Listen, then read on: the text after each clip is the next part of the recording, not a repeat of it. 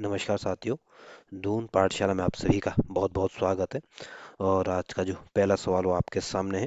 पहला सवाल आपके राइट टू सर्विस एक्ट के बारे में पूछा गया और आपको इनकी क्रोनोलॉजी बताने की सबसे पहले उसके बाद कहाँ पे ये राइट टू सर्विस एक्ट आया था। तो जो सेवा का अधिकार अधिनियम जो सबसे पहले आया था ये आपके 2011 में आपके पंजाब में आया था। और उसके बाद आपके 2012 में आपके असम राज्य में आया था। और 2013 में आपके गुजरात में आया था। और 2015 में आपके महाराष्ट्र में आया था। तो इस तरह से इनको आप सजाने की कोशिश करोगे तो जो ए ऑप्शन होगा ये आपका सही आंसर होगा। और जो असम राज्य है ये आपके पूरे राज्य है। और असम की राजधानी आपकी दिसपुर है और 1950 में इसको राज्य बनाया गया था। और जो महाराष्ट्र है इसको आपको 1960 में राज्य बनाया गया था। और महाराष्ट्र की राजधानी आपकी मुंबई है। और इसी मुंबई में आपके आरबीआई, नाबार्ड, सेबी का मुख्यालय है, एलआईसी और का मुख्यालय है। और जो गुजरात है इसको भी 1960 में राज्य बनाया गया था। और गुजरात की राजधानी आपकी गांधीनगर है। और गुजरात भारत का सर्वाधिक तट रेखा वाला राज्य भी है। तो इसमें जो ये ऑप्शन होगा ये आपका सही आंसर होगा। तो अगला क्वेश्चन है।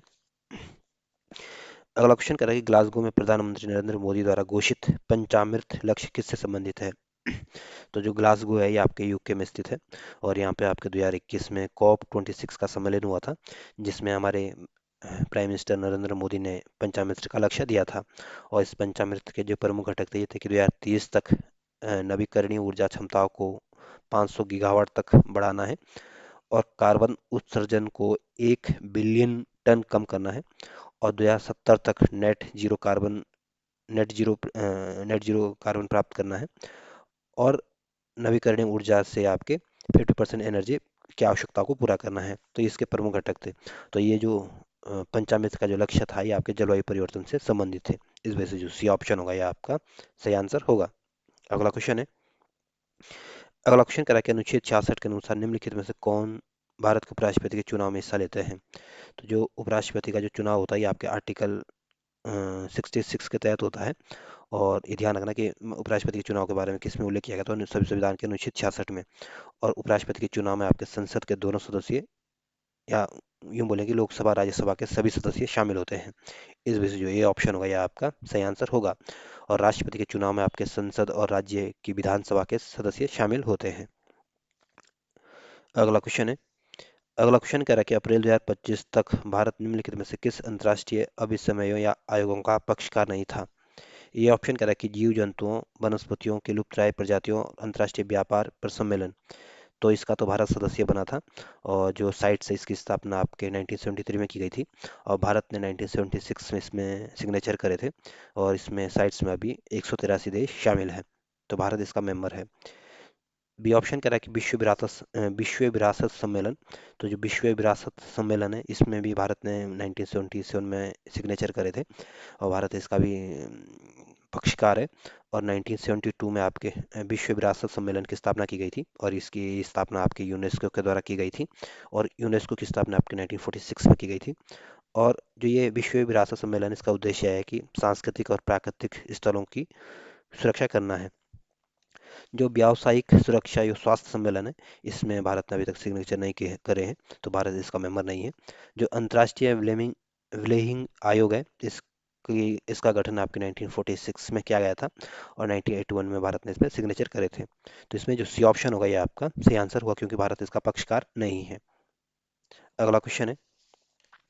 अगला क्वेश्चन कह रहा है कि 101वां संविधान संशोधन किससे संबंधित है। तो जो 101वां संविधान संशोधन आया था ये आपके 2016 में आया था। और इसका संबंध आपके जीएसटी से था यानी वस्तु एवं सेवा कर से था, गुड एंड सर्विस टैक्स से था। तो जो डी ऑप्शन होगा ये आपका सही आंसर होगा। और जो आर्थिक रूप से पिछड़े वर्ग के लिए जो आरक्षण से जो संबंधित संशोधन आया था ये आपके 103वें नंबर का संविधान संशोधन अधिनियम आया था। और ये आपके 2019 में आया था। और निर्वाचन क्षेत्र की परिसीमन आयोग का गठन अभी तक 4 बार किया गया है। पहली बार आपको 1952 में किया गया था, अंतिम बार आपके 2002 में किया गया था। और बीच में आपके 1963 और 1973 में किया गया था।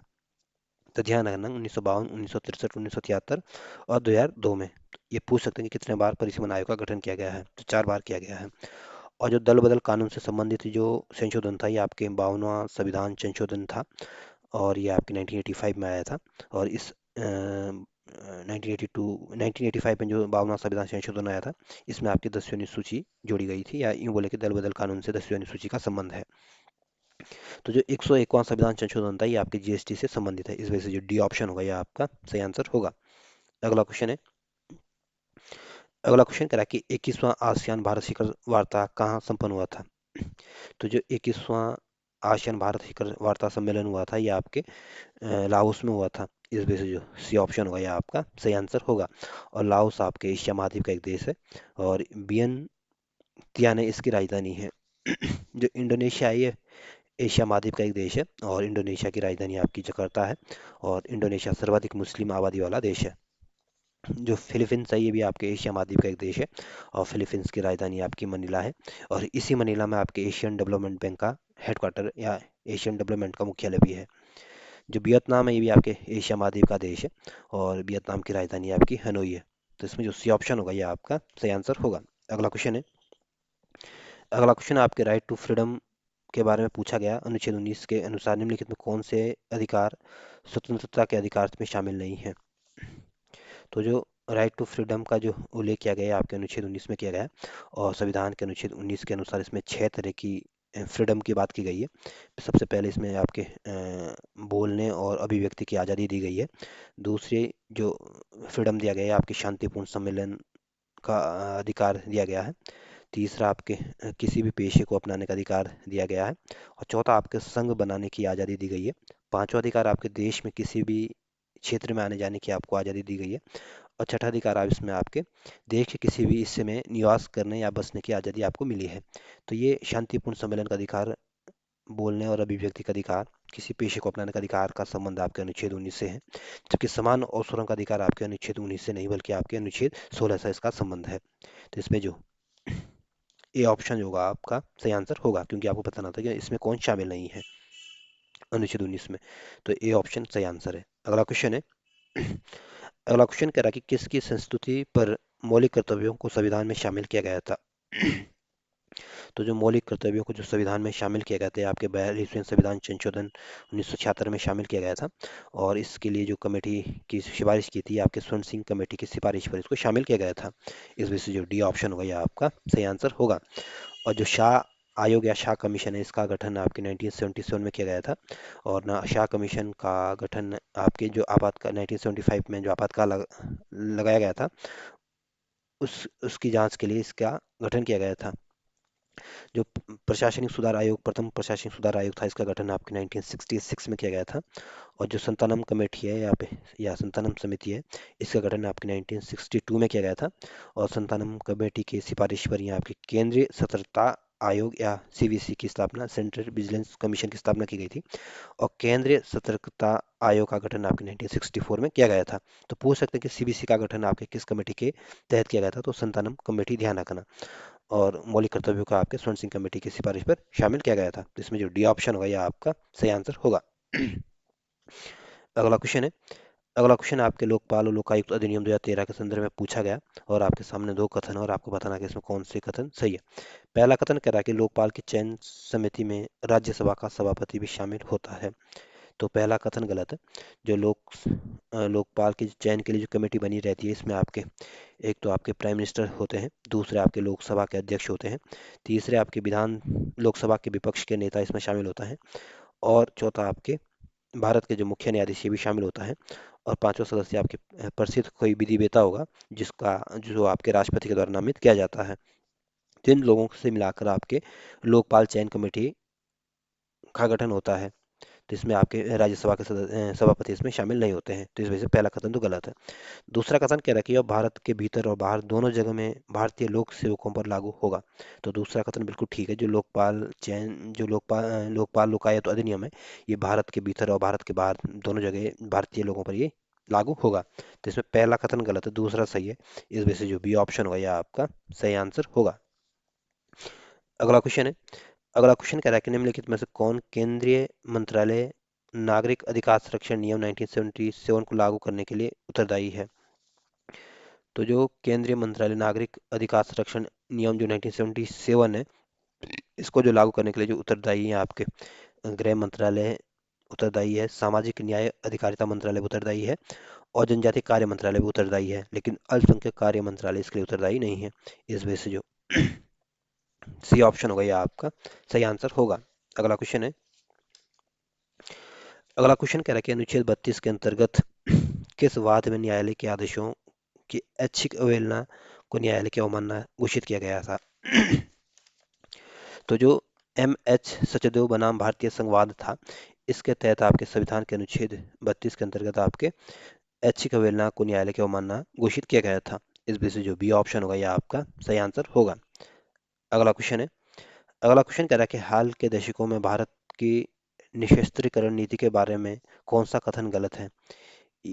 ए ऑप्शन कह रहा है कि CCW के सभी पांचों नवाचार का पक्षकार है। तो ये ऑप्शन बिल्कुल ठीक है, जो CCW के सभी जो 5 नवाचार या प्रोटोकॉल है, इसका भारत पक्षकार रहा है।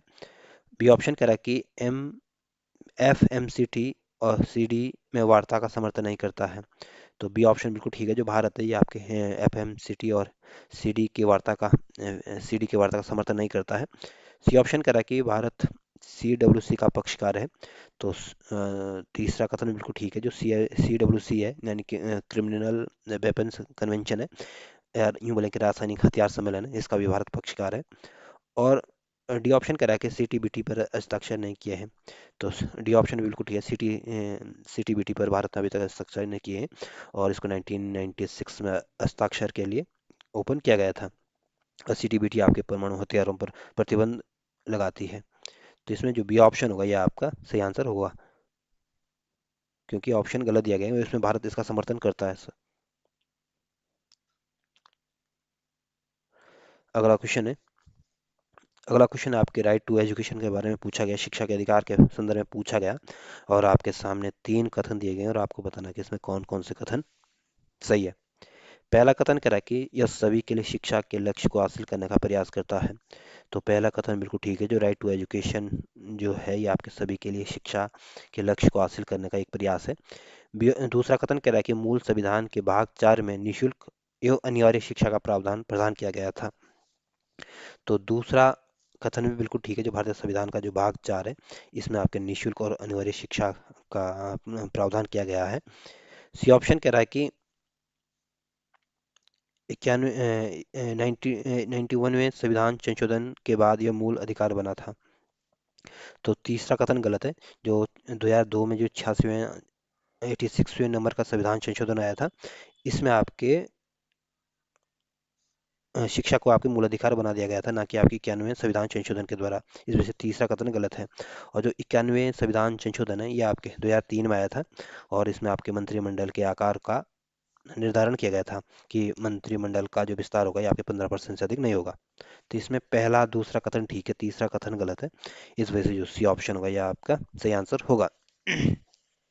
अगला क्वेश्चन है, अगला क्वेश्चन आपके नीति आयोग के संदर्भ में पूछा गया, और इसमें भी आपके 3 कथन है और आपको बताना है कि इसमें कौन सा कथन सही है। ये ऑप्शन कह रहा है, पहला कथन कह रहा है कि इसकी स्थापना 1 जनवरी 2014 को हुई थी। तो पहला कथन गलत है, जो नीति आयोग का गठन किया गया था आपके 1 जनवरी 2015 में किया गया था। दूसरा कथन कह रहा है कि इसे केंद्रीय मंत्रिमंडल के प्रस्ताव द्वारा स्थापित किया गया था। तो दूसरा कथन बिल्कुल ठीक है, जो नीति आयोग का गठन किया गया था ये आपके किसी एक्ट या किसी अधिनियम के द्वारा इसको स्थापित नहीं किया गया था, बल्कि आपके केंद्रीय मंत्रिमंडल के प्रस्ताव के द्वारा इसको स्थापित किया गया था। तो दूसरा कथन बिल्कुल ठीक है। तीसरा कथन कह रहा है कि भारत के राष्ट्रपति नीति आयोग के अध्यक्ष होते हैं। तो तीसरा कथन भी गलत है, जो नीति आयोग के जो अध्यक्ष होते हैं आपके प्राइम मिनिस्टर होते हैं, और जो नीति आयोग के जो पहले अध्यक्ष थे आपके नरेंद्र मोदी थे, और वर्तमान में भी आपके नरेंद्र मोदी ही नीति आयोग के अध्यक्ष है। और नीति आयोग के जो पहले उपाध्यक्ष थे आपके अरविंद पनगड़िया है, और वर्तमान में आपके अरविंद पनगड़िया 16वें वित्त आयोग के अध्यक्ष बने हुए हैं। और वर्तमान में जो नीति आयोग के जो उपाध्यक्ष है आपके डॉक्टर राजीव कुमार हैं। जिसमें आपको बताना था कौन सा ऑप्शन सही है, तो इसमें पहला तीसरा कथन गलत है, दूसरा कथन सही है। इस वजह से जो बी ऑप्शन होगा यह आपका सही आंसर होगा। अगला क्वेश्चन है, अगला क्वेश्चन कह रहा है कि निम्नलिखित में से किस संवैधानिक संशोधन के द्वारा मंत्रिमंडल के आकार कुल लोकसभा के सदस्यों को 15% कर दिया गया था। तो जो 2003 में 91वें नंबर का संविधान संशोधन अधिनियम आया था, इस अधिनियम के माध्यम से मंत्रिमंडल का आकार कुल लोकसभा के सदस्य का 15% कर दिया गया था। जिसमें जो ये ऑप्शन होगा यह आपका सही आंसर होगा। और जो 74वां संविधान संशोधन अधिनियम आया था, ये आपके 1993 में आया था, और इसमें आपके 12वीं अनुसूची को जोड़ा गया था, और 12वीं अनुसूची का संबंध आपके नगर पालिका से संबंधित है। जो 92वां संविधान संशोधन अधिनियम आया था, ये आपके 2003 में आया था। और इसमें 92वें संविधान संशोधन के माध्यम से आपके 8वीं अनुसूची में संशोधन किया गया था। और इसमें आपके डोगरी, बोडो डोगरी, मैथिली और संताली को ऐड किया गया था। जो 86वां संवैधानिक संशोधन अधिनियम आया था, ये आपके 2002 में आया था।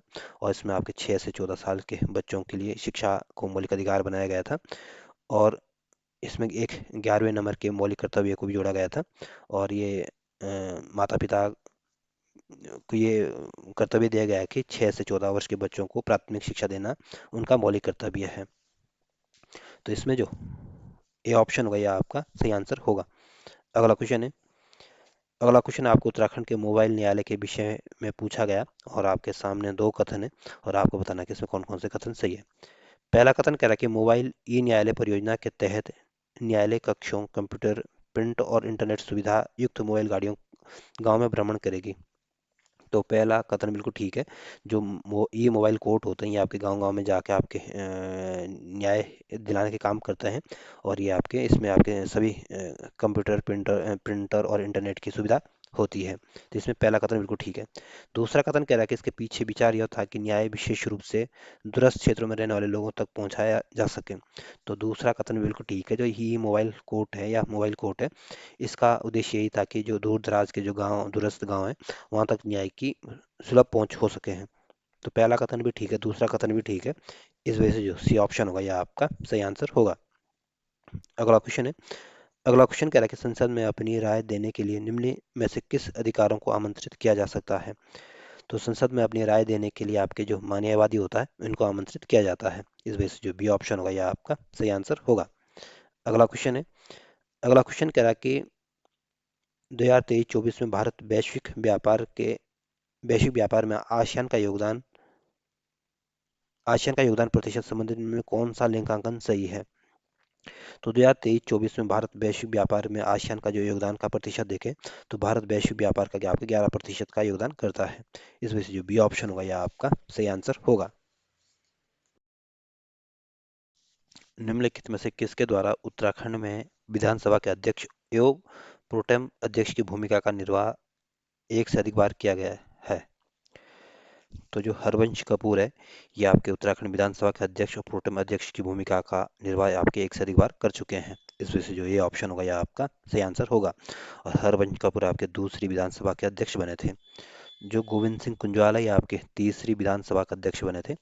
और जो अजय भट्ट है, ये आपके वर्तमान में आपके नैनीताल से सांसद हैं।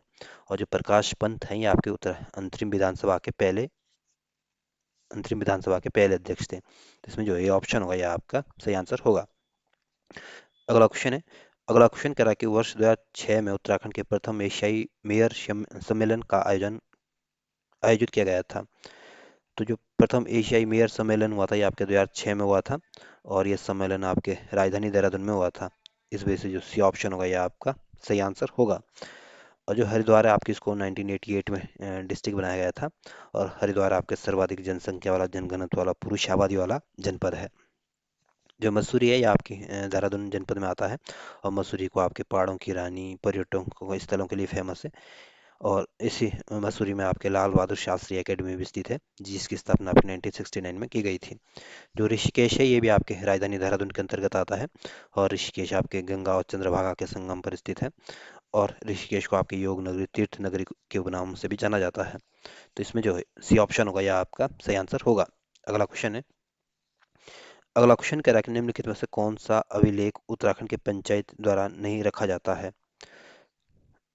तो जो कौन सा अभिलेख उत्तराखंड में पंचायतों द्वारा नहीं रखा जाता है। तो जो पंचायतों के द्वारा जो अभिलेख रखे जाते हैं, आपके जन्म मृत्यु पंजीकरण रजिस्टर रखा जाता है। परिवार रजिस्टर भी रखा जाता है। और अनुदान का रजिस्टर भी रखा जाता है, लेकिन स्वास्थ्य का रजिस्टर नहीं रखा जाता है। इस वजह से जो ये ऑप्शन होगा, यह आपका सही आंसर होगा। अगला क्वेश्चन है। अगला क्वेश्चन कह रहा है कि आपको ये बताना कि इनमें से कौन सही सुमेलित है। ए ऑप्शन प्रथम विधि आयोग के अध्यक्ष के आगे दे रखा आपका नित्यानंद स्वामी, जो कि सही सुमेलित नहीं है।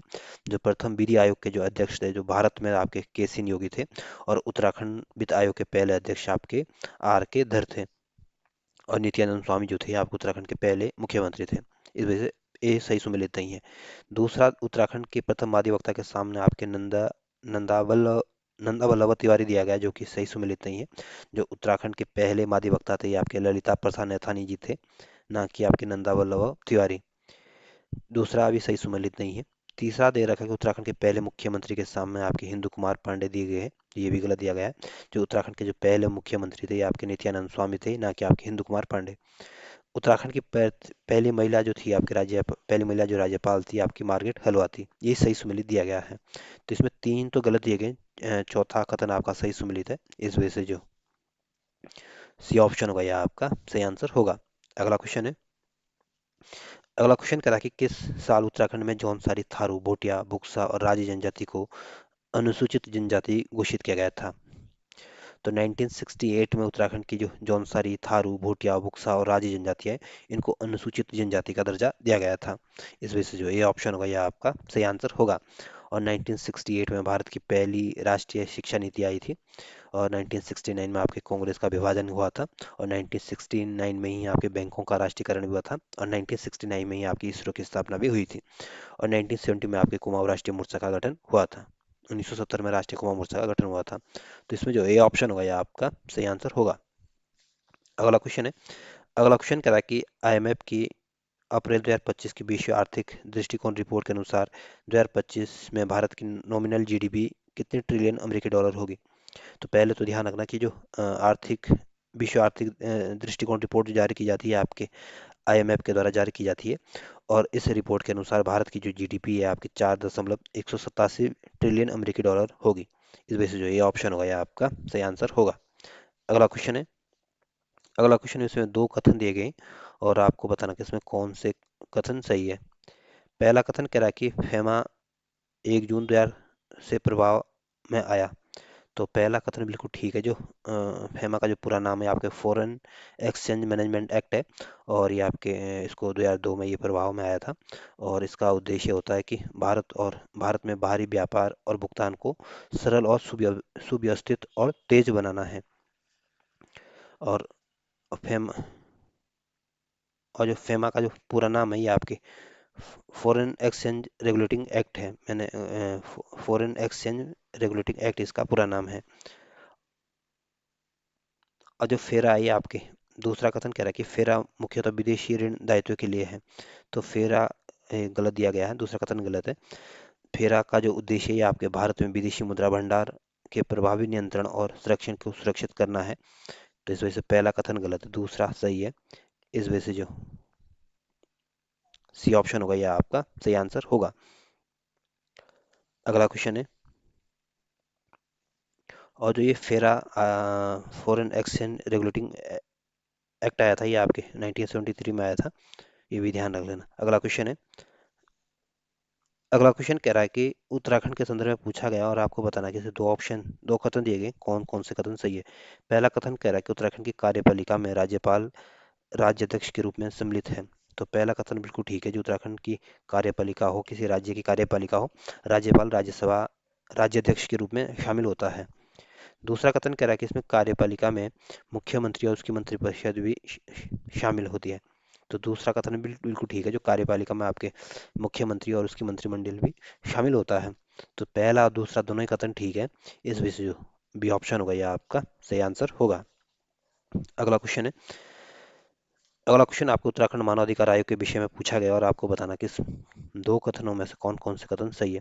पहला कथन कह रहा है कि उत्तराखंड मानव अधिकार आयोग 13 मई 2013 को अस्तित्व में आया था। तो ये ऑप्शन बिल्कुल ठीक है, पहला कथन बिल्कुल ठीक है। जो उत्तराखंड मानव अधिकार आयोग का गठन किया गया था, ये आपके 13 मई 2013 को किया गया था। और उत्तराखंड मानव अधिकार आयोग जो है ये आपकी राजधानी देहरादून में स्थित है। दूसरा कथन कह रहा है कि इसका उद्देश्य शासन में अधिक जवाबदेही और पारदर्शिता लाना है। तो दूसरा कथन बिल्कुल ठीक है। जो उत्तराखंड मानव अधिकार आयोग का उद्देश्य है ये आपके शासन में अधिक जवाबदेही और पारदर्शिता को लाना है। तो इसमें पहला और दूसरा दोनों ही कथन ठीक है। इस वजह से जो सी ऑप्शन होगा यह आपका सही आंसर होगा। अगला क्वेश्चन है। अगला क्वेश्चन आपके विश्व व्यापार संगठन के 13वें मंत्रिस्तरीय सम्मेलन के बारे में पूछा गया और आपको बताना कि 13वां मंत्रिस्तरीय सम्मेलन कहाँ हुआ था। तो विश्व व्यापार संगठन का जो 13वां मंत्रिस्तरीय सम्मेलन हुआ था ये आपके अबू धाबी में हुआ था। इस वजह से जो बी ऑप्शन होगा यह आपका सही आंसर होगा।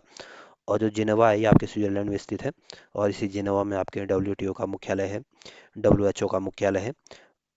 WMO का मुख्यालय है और अंतर्राष्ट्रीय दूरसंचार संघ का मुख्यालय भी है। जो ब्यूनस आयर्स है ये आपके अर्जेंटीना की राजधानी है। और जो कैमरून है ये आपके अफ्रीका महाद्वीप का एक देश है और ये आपकी गिनी की खाड़ी के किनारे स्थित है। और कैमरून की राजधानी ये आपकी याओंडे है। तो इसमें जो बी ऑप्शन होगा ये आपका सही आंसर होगा। अगला क्वेश्चन है कह रहा है कि नीति आयोग के SDG इंडिया इंडेक्स 2024-25 के अनुसार किस राज्य का SDG इंडेक्स में स्कोर सबसे अधिक है। तो 2023-24 में SDG इंडेक्स इंडिया इंडेक्स में जो सबसे अच्छी रैंक है या सबसे अच्छा ज़्यादा जो स्कोर मिला है ये आपके केरल और उत्तराखंड को मिला है। इस वजह से जो बी ऑप्शन होगा यह आपका सही आंसर होगा। और जो गोवा राज्य है यह भारत का 25वें नंबर का राज्य बना था। और गोवा को आपके 1961 में आपके पुर्तगाल से आज़ाद किया गया था। और 1987 में इसको राज्य बनाया गया था। और गोवा की राजधानी आपकी पणजी है।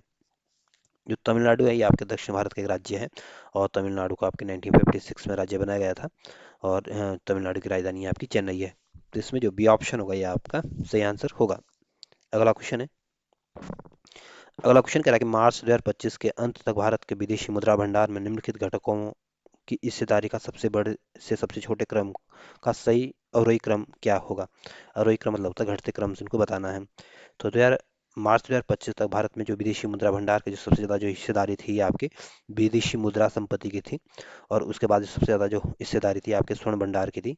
और तीसरे नंबर पर सबसे ज़्यादा जो हिस्सेदारी थी आपकी SDR की थी। और SDR का पूरा नाम होता है स्पेशल ड्राइंग्स राइट्स।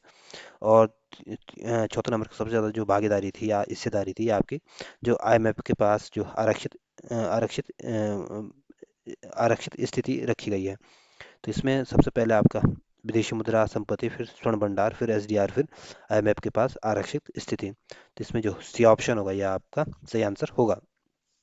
अगला क्वेश्चन है अगला क्वेश्चन करा कि भारत में गरीबी रेखा का अनुमान लगाने के लिए जेल में रहने की लागत की अवधारणा का उपयोग किसने किया था। तो भारत में गरीबी रेखा का अनुमान लगाने के लिए जो जेल में रहने वालों की जो लागत का जो अवधारणा का जो उपयोग किया था यह आपके दादा भाई नौरोजी ने किया था। और दादा भाई नौरोजी आपके उदारवादी दल के नेता थे। और दादा भाई नौरोजी आपके कांग्रेस के 3 बार अध्यक्ष बने थे। पहली बार आपके 1986 में बने थे जब कलकत्ता में अधिवेशन हुआ था। दूसरी बार आपके 1893 में बने थे जब लखनऊ में अधिवेशन हुआ था। और तीसरी बार आपको 1906 में जो कलकत्ता में अधिवेशन हुआ था तब इसकी अध्यक्षता की थी। महात्मा गांधी का जन्म आपके गुजरात के पोरबंदर में 1969 में हुआ था। और गांधी जी का सबसे पहला जो सत्याग्रह था ये आपका चंपारण सत्याग्रह हुआ था। और CD देशमुख जो थे ये आपके एक प्रसिद्ध सिविल सेवक थे। और CD देशमुख आपके RBI के पहले भारतीय गवर्नर जनरल भी सॉरी RBI के पहले भारतीय गवर्नर भी थे। जो वल्लभ भाई पटेल थे ये प्रसिद्ध स्वाधीनता सेनानी, समाज सेवी और प्रसिद्ध लेखक विद्वान थे। और सरदार वल्लभ भाई पटेल आपके भारत के पहले प्रधानमंत्री थे, भारत के पहले गृह मंत्री थे। और 1931 का जो कांग्रेस का जो कराची अधिवेशन हुआ था इसकी अध्यक्षता भी आपके वल्लभ भाई पटेल जी ने की थी। तो इसमें जो ए ऑप्शन होगा यह आपका सही आंसर होगा। अगला क्वेश्चन है अगला क्वेश्चन करा कि नीति आयोग के वित्तीय वर्ष 2023-24 में वित्तीय स्वास्थ्य सूचकांक की रैंकिंग में कौन सा राज्य शीर्ष पर है। तो 2022-23 में जो वित्तीय स्वास्थ्य सूचकांक जारी किया गया था ये आपके नीति आयोग के द्वारा जारी किया गया था। और इसमें सबसे अच्छी जो रैंक थी आपकी उड़ीसा राज्य की थी। इस वजह से जो ये ऑप्शन होगा ये आपका सही आंसर होगा। और जो छत्तीसगढ़ राज्य है ये आपके जब उत्तराखंड बना था तब छत्तीसगढ़ राज्य का भी निर्माण हुआ था। और छत्तीसगढ़ की राजधानी आपकी रायपुर है। अगला क्वेश्चन है अगला क्वेश्चन कह रहा है कि निम्न सामाजिक कल्याणकारी योजनाओं को कालक्रम अनुसार व्यवस्थित करना है। तो आपको बताना है जो योजनाएं दी गई है सबसे पहली योजना कौन सी आई थी उसके बाद कौन सी योजना आई थी। तो जो समन्वित ग्रामीण विकास कार्यक्रम है IRDP योजना जो आई थी आपकी 1978 में आई थी। जो ग्रामीण रोजगार सृजन कार्यक्रम की शुरुआत की गई थी आपकी 1995 में की गई थी। और जो प्रधानमंत्री रोजगार योजना की शुरुआत की गई थी आपकी 1993 में की गई थी। और जो ग्रामीण भूमिहीन रोजगार गारंटी कार्यक्रम की शुरुआत हुई थी आपकी 1983 में हुई थी। तो इसमें सबसे पहले आपका ग्रामीण समन्वित ग्रामीण विकास कार्यक्रम आएगा, फिर आपके ग्रामीण भूमिहीन रोजगार गारंटी कार्यक्रम आएगा, फिर आपके प्रधानमंत्री रोजगार योजना कार्यक्रम आएगा, फिर आपके ग्रामीण रोजगार सृजन कार्यक्रम आएगा। तो इस तरह से आप इनको अगर सजाने की कोशिश करोगे तो जो बी ऑप्शन होगा यह आपका सही आंसर होगा। अगला क्वेश्चन है अगला क्वेश्चन कह रहा है कि भारत में राष्ट्रीय बहुआयामी गरीबी सूचकांक निम्नलिखित में से कौन सा सूचक जीवन स्तर निर्धारण के आयाम में नहीं है। तो जो राष्ट्रीय बहुआयामी गरीबी सूचकांक है, ये आपके नीति आयोग के द्वारा जारी किया जाता है और इसको 3 आयामों के आधार पर इसको मापा जाता है। और ये 3 आयाम आपके स्वास्थ्य, शिक्षा और जीवन स्तर है। और इन 3 आयामों में आपके 12 संकेतक हैं, जिनमें आपके 7 संकेतक तो आपके जीवन स्तर के निर्धारण से संबंधित है, दो संकेतक आपके 3 संकेतक आपके स्वास्थ्य से संबंधित है और 2 संकेतक आपके शिक्षा से संबंधित है। तो ध्यान रखना, इसमें 3 तो आयाम है और 12 संकेतक है। और जो जीवन स्तर में जो 7 संकेतक है, ये आपके एक तो पहला तो आपका बिजली है, दूसरा आवास है, तीसरा आपका संपत्ति है, चौथा आपका बैंक खाता है और पांचवा आपका पीने का पानी है, छठा आपका पकाने का ईंधन है और सातवां आपका स्वच्छता है। लेकिन जो स्कूली शिक्षा का जो वर्ष है, ये आपके जो शिक्षा का संकेतक है, इसके 2 संकेत है, एक तो स्कूली शिक्षा में वर्ष है और दूसरा आपके स्कूली में उपस्थिति है। और स्वास्थ्य में 3 संकेतक है, एक तो आपका पोषण है, दूसरा आपका बाल मृत्यु दर है, तीसरा आपके मातृ स्वास्थ्य है, यानी माताओं का स्वास्थ्य है। तो ये ध्यान रखना, आपके 12 तो संकेतक है, 3 आयाम है। तो इसमें जो स्कूली शिक्षा का वर्ष है, ये आपके शिक्षा का सूचक है, ना कि आपके जीवन स्तर का निर्धारण। तो इस वजह से जो सी ऑप्शन होगा, ये आपका सही आंसर होगा, क्योंकि ये जीवन स्तर का निर्धारण का सूचकांक नहीं है। अगला क्वेश्चन है, अगला क्वेश्चन आपके संयुक्त राष्ट्र जलवायु परिवर्तन सम्मेलन के बारे में पूछा गया और आपको जो एक तरफ सत्र दिए गए, दूसरी तरफ स्थान दिए गए और आपको इनको सही सुमेलित करना है। तो जो COP27 का जो सम्मेलन हुआ था, ये आपके मिस्र में 2022 में शर्म उल शेख में हुआ था। और जो COP28 का जो सम्मेलन हुआ था, ये आपके 2023 में यूएई के दुबई में हुआ था। और जो COP29 का सम्मेलन हुआ था, ये आपके अजरबैजान की राजधानी बाकू में 2024 में हुआ था। और COP30 का जो सम्मेलन होना है, आपके ब्राजील के बेलेम में नवंबर 2025 में होगा। तो इस तरह से आप इनको सजाने की कोशिश करोगे तो जो डी ऑप्शन होगा, यह आपका सही आंसर होगा। अगला क्वेश्चन है, अगला क्वेश्चन आपके वैश्विक पर्यावरण सुविधा के बारे में पूछा गया है, यानी ग्लोबल इन्वायरमेंटल फैसिलिटी के बारे में पूछा गया। और इसमें 3 कथन दिए गए, आपको बताना है इसमें कौन कौन से कथन सही है। पहला कथन कह रहा है कि प्रारंभिक GEF यानी वैश्विक पर्यावरण सुविधा स्थापित करने पर सहमति 1990 में की गई थी। तो पहला कथन बिल्कुल ठीक है। जो वैश्विक पर्यावरण सुविधा को स्थापित किया गया था, इसमें जो सहमति बनी थी आपको 1990 में बनी थी। दूसरा कथन कह रहा है कि UNEP और विश्व बैंक EMF परियोजना को लागू करने के लिए प्रारंभिक भागीदार थे। तो दूसरा कथन बिल्कुल ठीक है। जो ग्लोबल इन्वायरमेंटल फैसिलिटी का जो को स्थापित करने का जो श्रेय दिया जाता है, ये आपको UNDP, UNEP और वर्ल्ड बैंक को जाता है, या इसके ये भागीदार रहे थे। तीसरा कथन कह रहा है कि भारत GEF का दाता और प्राप्तकर्ता दोनों है। तो तीसरा कथन बिल्कुल ठीक है, भारत ग्लोबल इन्वायरमेंटल फैसिलिटी का दाता भी है और प्राप्तकर्ता भी है। तो इसमें पहला, दूसरा, तीसरा तीनों ही कथन ठीक है। इस वजह से जो डी ऑप्शन होगा, यह आपका सही आंसर होगा। कि उत्तराखंड राज्य के बजट 2025-26 के अनुसार चार धाम सड़क नेटवर्क सुधार के लिए कितनी राशि आवंटित की गई है। तो जो चार धाम है, ये आपके गंगोत्री, यमुनोत्री, बद्रीनाथ, केदारनाथ है। और ये आपकी इसके लिए जो सड़क नेटवर्क के सुधार के लिए जो राशि आवंटित की गई थी, ये आपके 10 करोड़ रुपए दी गई थी। इस वजह से जो बी ऑप्शन होगा, यह आपका सही आंसर होगा। अगला क्वेश्चन आपके जनगणना 2011 के संदर्भ में पूछा गया और आपके सामने 4 कथन दिए गए और आपको बताना कि इन कथनों में कौन कौन से कथन सही है। पहला कथन कह रहा है कि उत्तराखंड में रुद्रप्रयाग जिले की जनसंख्या सबसे कम है। तो पहला कथन बिल्कुल ठीक है। जो उत्तराखंड का सबसे अधिक आबादी वाला जनपद है, आपका हरिद्वार जनपद है और सबसे कम आबादी वाला जनपद आपका रुद्रप्रयाग है। दूसरा कथन कह रहा है कि उत्तराखंड राज्य में नैनीताल का स्थान जनसंख्या में तीसरा है। तो दूसरा कथन गलत है। उत्तराखंड में राज्य में जो तीसरे स्थान पर जो जनसंख्या के मामले में नंबर आता है, ये आपके उधम सिंह नगर का आता है और नैनीताल का आपका चौथा नंबर है। पहले नंबर पे आपका हरिद्वार, दूसरे पे आपका देहरादून, तीसरे पे आपका उधम सिंह नगर और चौथे पे आपका नैनीताल का नंबर आता है। इस वजह से दूसरा कथन गलत है। तीसरा कथन कह रहा है कि उत्तराखंड में लिंगानुपात 963 है। तो तीसरा कथन बिल्कुल ठीक है, उत्तराखंड का लिंगानुपात आपके 963 है। चौथा कथन कह रहा है कि उत्तराखंड का जनघनत्व 189 है। तो चौथा कथन बिल्कुल ठीक है। जो उत्तराखंड का जो जनघनत्व है, या यूँ बोले उत्तराखंड की जो पॉपुलेशन डेंसिटी है, ये आपके 189 है। तो इसमें पहला कथन ठीक है, तीसरा कथन ठीक है, चौथा कथन ठीक है, दूसरा कथन गलत है। तो इस वजह से जो सी ऑप्शन होगा, यह आपका सही आंसर होगा। अगला क्वेश्चन है, अगला क्वेश्चन कह रहा है कि उत्तराखंड के आर्थिक सर्वेक्षण 2024-25 के अनुसार वर्ष 2024-25 में उत्तराखंड के सकल राज्य घरेलू उत्पाद स्थिर कीमतों पर अनुमानित वृद्धि दर कितनी क्या थी? तो 2024-25 जो आर्थिक सर्वेक्षण है इसके अनुसार जो उत्तराखंड की जो उत्तराखंड राज्य की जो जीडीपी की जो स्थिर कीमतों में जो अनुमानित वृद्धि दर देखी गई थी आपके 6.61% देखी गई थी। इस वजह से जो सी ऑप्शन होगा ये आपका सही आंसर होगा। अगला क्वेश्चन है। अगला क्वेश्चन कह रहा है कि उत्तराखंड में किस स्थान पर हिंदुस्तान मशीन टूल्स की इकाई स्थित है?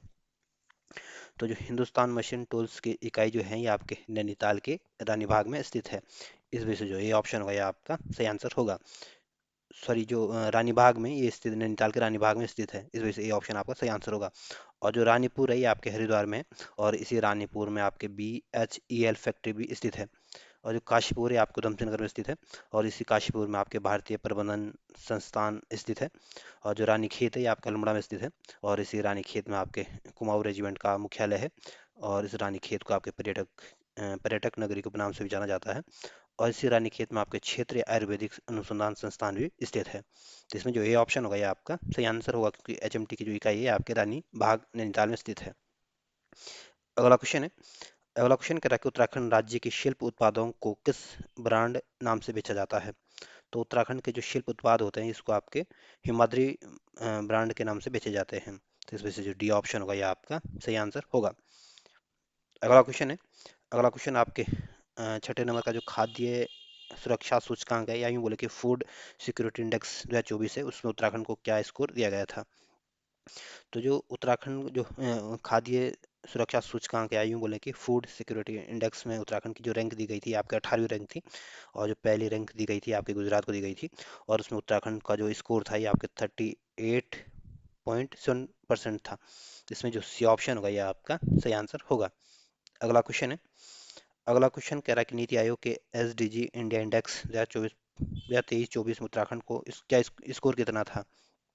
तो पहले तो ध्यान रखना, जो SDG इंडेक्स इंडिया इंडेक्स है ये आपके नीति आयोग के द्वारा जारी जारी किया जाता है। और इसमें उत्तराखंड का जो स्कोर दिया गया था ये आपका 79 स्कोर दिया गया था। और उत्तराखंड की पहली रैंक थी। इसमें जो ए ऑप्शन होगा ये आपका सही आंसर होगा। अगला क्वेश्चन कह रहा है कि नंद गेट के लिए बुलियन व्यंजन क्या है? तो जो नंद गेट होता है ये आपके डिजिटल लॉजिक गेट होता है, और ये आपके दो या दो से अधिक इनपुट लेता है और एक आउटपुट देता है। तो ये इसका जो बुलियन व्यंजक व्यंजक होगा ये आपका A.B होगा। इस वजह से जो बी ऑप्शन होगा ये आपका सही आंसर होगा। अगला क्वेश्चन है। अगला क्वेश्चन कह रहा है कि कंप्यूटर के प्रोसेसर की गति को मापने के लिए किसका यूज़ किया जाता है या किसका उपयोग किया जाता है? तो जो कंप्यूटर के जो प्रोसेसर की जो स्पीड को जो मापा जाता है ये आपके हर्ट्ज में मापा जाता है। इस वजह से जो सी ऑप्शन होगा ये आपका सही आंसर होगा। और जो बाइट है ये आपके कंप्यूटर में डेटा इकाई होती है, और 8 बिट को मिलाकर आपकी एक बाइट बनती है। जो बिट होती है आपके कंप्यूटर की सबसे छोटी इकाई होती है, और ये आपके बाइनरी डिजिट का एक संक्षिप्त रूप है। जो पिक्सेल होता है ये आपके एक डिजिटल इमेज की सबसे छोटी इकाई होती है। तो इसमें जो सी ऑप्शन होगा ये आपका सही आंसर होगा। अगला क्वेश्चन है। अगला क्वेश्चन कह रहा है कि ईमेल भेजने तथा प्राप्त करने के लिए किस एप्लीकेशन सॉफ्टवेयर का यूज़ किया जाता है? तो ईमेल को भेजने या प्राप्त करने के लिए जो आपके माइक्रोसॉफ्ट आउटलुक सॉफ्टवेयर का यूज़ किया जाता है। इस वजह से जो बी ऑप्शन होगा ये आपका सही आंसर होगा। और जो माइक्रोसॉफ्ट वर्ड होता है ये आपके इसका यूज़ आपके डेटा को टेक्स्ट टेक्स्ट डॉक्यूमेंट बनाने के लिए किया जाता है, और संपादित करने के लिए किया जाता है, प्रिंट करने के लिए इसका इस्तेमाल किया जाता है। जो माइक्रोसॉफ्ट एक्सेल है इसका यूज़ आपके डेटा विश्लेषण के लिए किया जाता है। और जो माइक्रोसॉफ्ट एक्सेस होता है इसका यूज़ आपके डेटाबेस बनाने के लिए और उसको मैनेजमेंट करने के लिए किया जाता है। तो ईमेल को भेजने और प्राप्त करने के लिए आपको माइक्रोसॉफ्ट आउटलुक का इस्तेमाल किया जाता है। तो इसमें जो बी ऑप्शन होगा ये आपका सही आंसर होगा। अगला क्वेश्चन है। अगला क्वेश्चन कह रहा है कि क्लाउड कंप्यूटिंग में पास का क्या तात्पर्य है? तो क्लाउड कंप्यूटिंग में आपके जो PaaS का जो पास का जो तात्पर्य है ये आपके लिए प्लेटफॉर्म एज ए सर्विस इसका मतलब है, या इसका पूरा नाम है। तो इसमें जो ए ऑप्शन होगा ये आपका सही आंसर होगा। और प्लेटफॉर्म एज ए सर्विस का यूज़ आपके डेटा को प्रोसेसिंग करने में किया जाता है, और विजुअलाइजेशन और रिपोर्टिंग के लिए इसका इस्तेमाल होता है। तो जो ए ऑप्शन होगा ये आपका सही आंसर होगा। अगला क्वेश्चन है। अगला क्वेश्चन कह रहा है कि एक आदर्श दृढ़ पिंड का आयतन प्रत्यास्थता गुणांक है। तो एक आदर्श पिंड का जो आयतन होगा ये आपके अनंत होगा। तो इसमें जो ए ऑप्शन होगा ये आपका सही आंसर होगा। अगला क्वेश्चन है। अगला क्वेश्चन कह रहा है कौन सी पंचवर्षीय योजना समावेशी विकास पर केंद्रित थी। तो जो आपकी 11वीं नंबर की जो पंचवर्षीय योजना थी ये आपके समावेशी विकास पर केंद्रित थी। और जो 11वीं पंचवर्षीय योजना चली थी ये आपके 2007 से 2012 तक चली थी। और जो 8वीं पंचवर्षीय योजना चली थी आपकी 1992 से लेकर 97 तक चली थी। और 8वीं पंचवर्षीय योजना में आपके मानव संसाधन का विकास पर जोर दिया गया था। जो 10वीं पंचवर्षीय योजना चली थी आपकी 2002 से 2007 तक चली थी। और 10वीं पंचवर्षीय योजना का उद्देश्य था कि देश में गरीबी और बेरोजगारी को समाप्त करना था। और अगले 10 साल में आपके प्रति व्यक्ति आय को दुगना करना इसका मुख्य फोकस था, मुख्य एजेंडा था। जो नौवीं पंचवर्षीय योजना थी ये आपके 1997 से 2002 में तक चली थी। और इसका उद्देश्य था कि आपके न्यायपूर्ण वितरण एवं समानता के साथ विकास को आगे बढ़ाना है। तो ये इसका मुख्य उद्देश्य था। तो इसमें जो डी ऑप्शन होगा ये आपका सही आंसर होगा। अगला क्वेश्चन है। अगला क्वेश्चन कह रहा है कि उत्तराखंड का जड़ी बूटी अनुसंधान और विकास संस्थान कहाँ स्थित है। तो उत्तराखंड का जो जड़ी बूटी अनुसंधान विकास संस्थान है ये आपके गोपेश्वर में स्थित है। इसमें जो बी ऑप्शन होगा ये आपका सही आंसर होगा। और जो जागेश्वर है ये आपके अल्मोड़ा में स्थित है। और इस जागेश्वर में आपके 100 से अधिक ये मंदिरों का यहाँ पे एक समूह है। और जो ये मंदिर है ये आपके भगवान शिव को समर्पित है। जो रामनगर है ये आपके नैनीताल में है। और इसी रामनगर में आपके उत्तराखंड विद्यालय शिक्षा बोर्ड भी है। और इसी रामनगर में आपके जीबी पंत हिमालय पर्यावरण एवं विकास संस्थान भी स्थित है। और जो बागेश्वर है इसको आपको उत्तर के वाराणसी के नाम से जाना जाता है। और वाराणसी आपके इसको उत्तर का वाराणसी के नाम से जाना जाता है।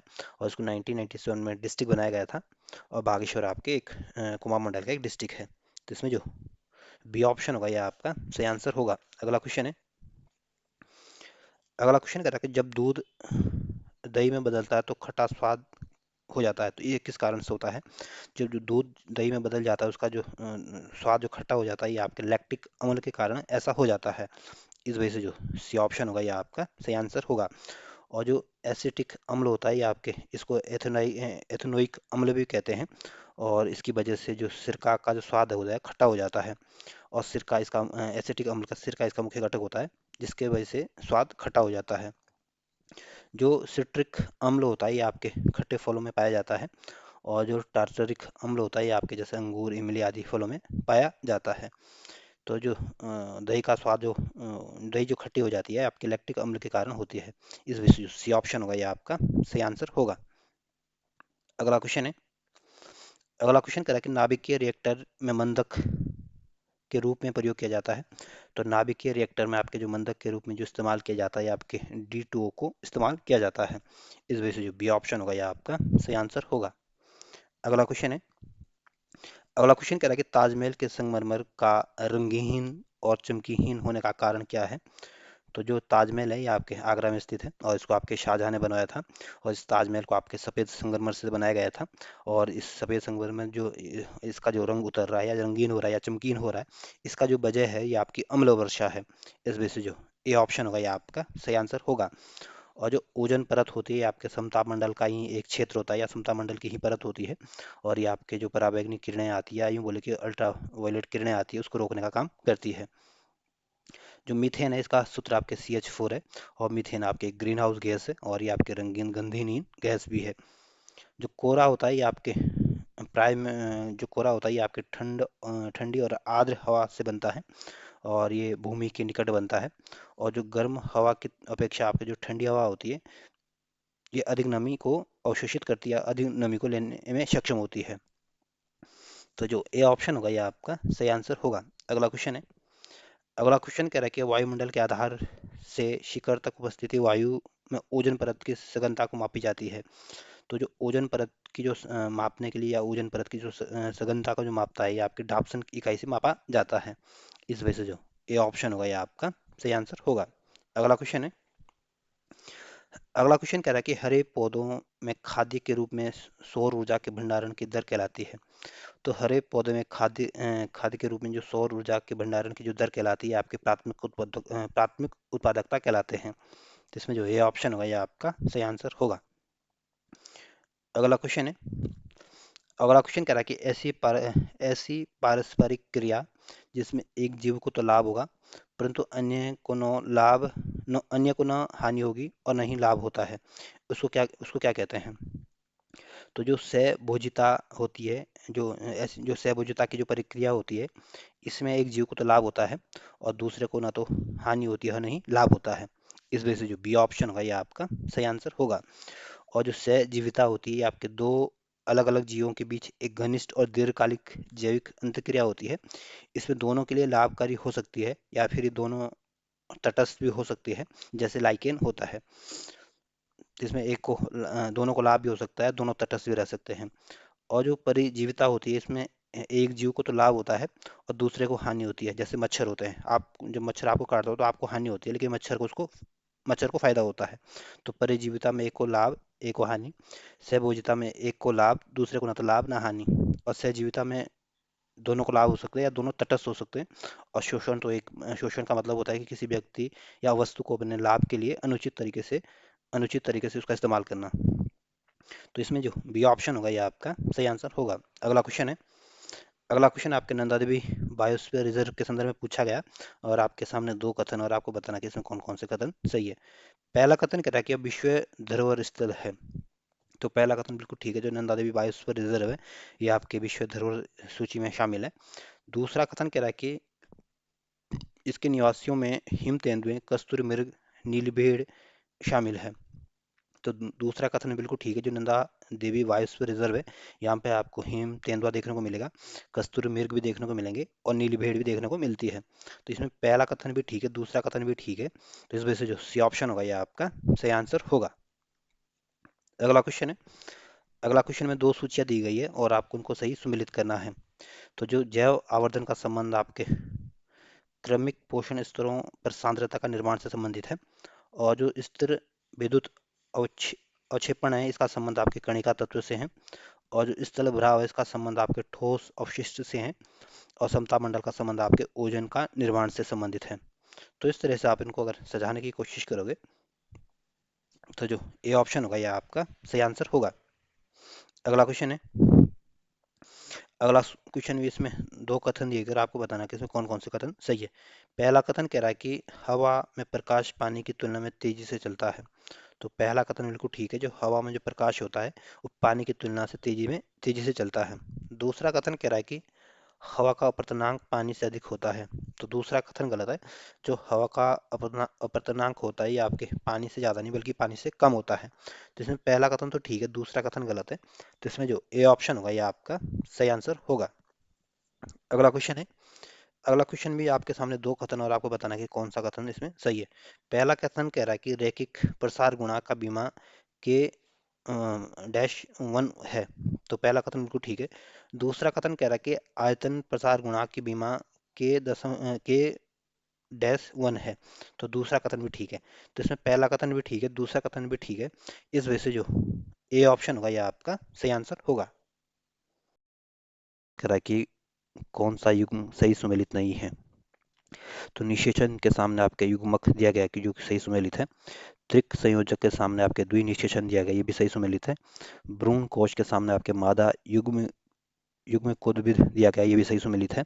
लेकिन जो प्रांकुर के सामने मूलाग्र दिया गया ये सही सुमेलित नहीं है। तो इसमें जो सी ऑप्शन होगा ये आपका सही आंसर होगा। अगला क्वेश्चन है, अगला क्वेश्चन कह रहा है कि पेंसिलिन की खोज किसने की थी। तो पेंसिलिन की जो खोज की थी आपके अलेक्जेंडर फ्लेमिंग के द्वारा की गई थी। इस वजह से जो सी ऑप्शन होगा ये आपका सही आंसर होगा। और जो राउट हुक है ये आपके इन्होंने आपके कोशिका की खोज की थी 1665 में, और हुक का नियम भी राउट हुक के द्वारा दिया गया था। जो E.J. बटलर थे ये आपके प्रसिद्ध वैज्ञानिक थे और ये आपके आयरिश वैज्ञानिक थे, और ये आपके कवक विज्ञान और पादप रोगी के विशेषज्ञ थे। तो इसमें जो सी ऑप्शन होगा ये आपका सही आंसर होगा। अगला क्वेश्चन है, अगला क्वेश्चन कह रहा है कि पौधों के वर्गीकरण का सही क्रम कौन सा है। तो पौधों का जो सही वर्गीकरण है, ये आपके पहले वर्ग आएगा, वर्ग के बाद आपका गण आएगा, और गण के बाद आपका कुल आएगा, कुल के बाद आपका वंश आएगा, और वंश के बाद आपकी जाति आएगी। तो ये पौधों का सही वर्गीकरण है, वर्ग, गण, कुल, वंश, जाति। इस वजह से जो ए ऑप्शन होगा ये आपका सही आंसर होगा। अगला क्वेश्चन है, अगला क्वेश्चन कह रहा है कि अप्रैल 2025 में पेश किए गए वक्फ वक्फ संशोधन विधेयक का मुख्य फोकस क्या था? तो 2025 में जो वक्फ संशोधन विधेयक पेश किया गया था, इसका मुख्य फोकस था कि वक्फ संपत्ति जो थी उसकी पारदर्शिता और उसको बेहतर प्रशासन सुनिश्चित करना था। इस वजह से जो बी ऑप्शन होगा ये आपका सही आंसर होगा। और जो वक्फ अधिनियम 1955 था, उसमें इसमें संशोधन किया गया था। इस वजह से जो बी ऑप्शन होगा आपका सही आंसर होगा।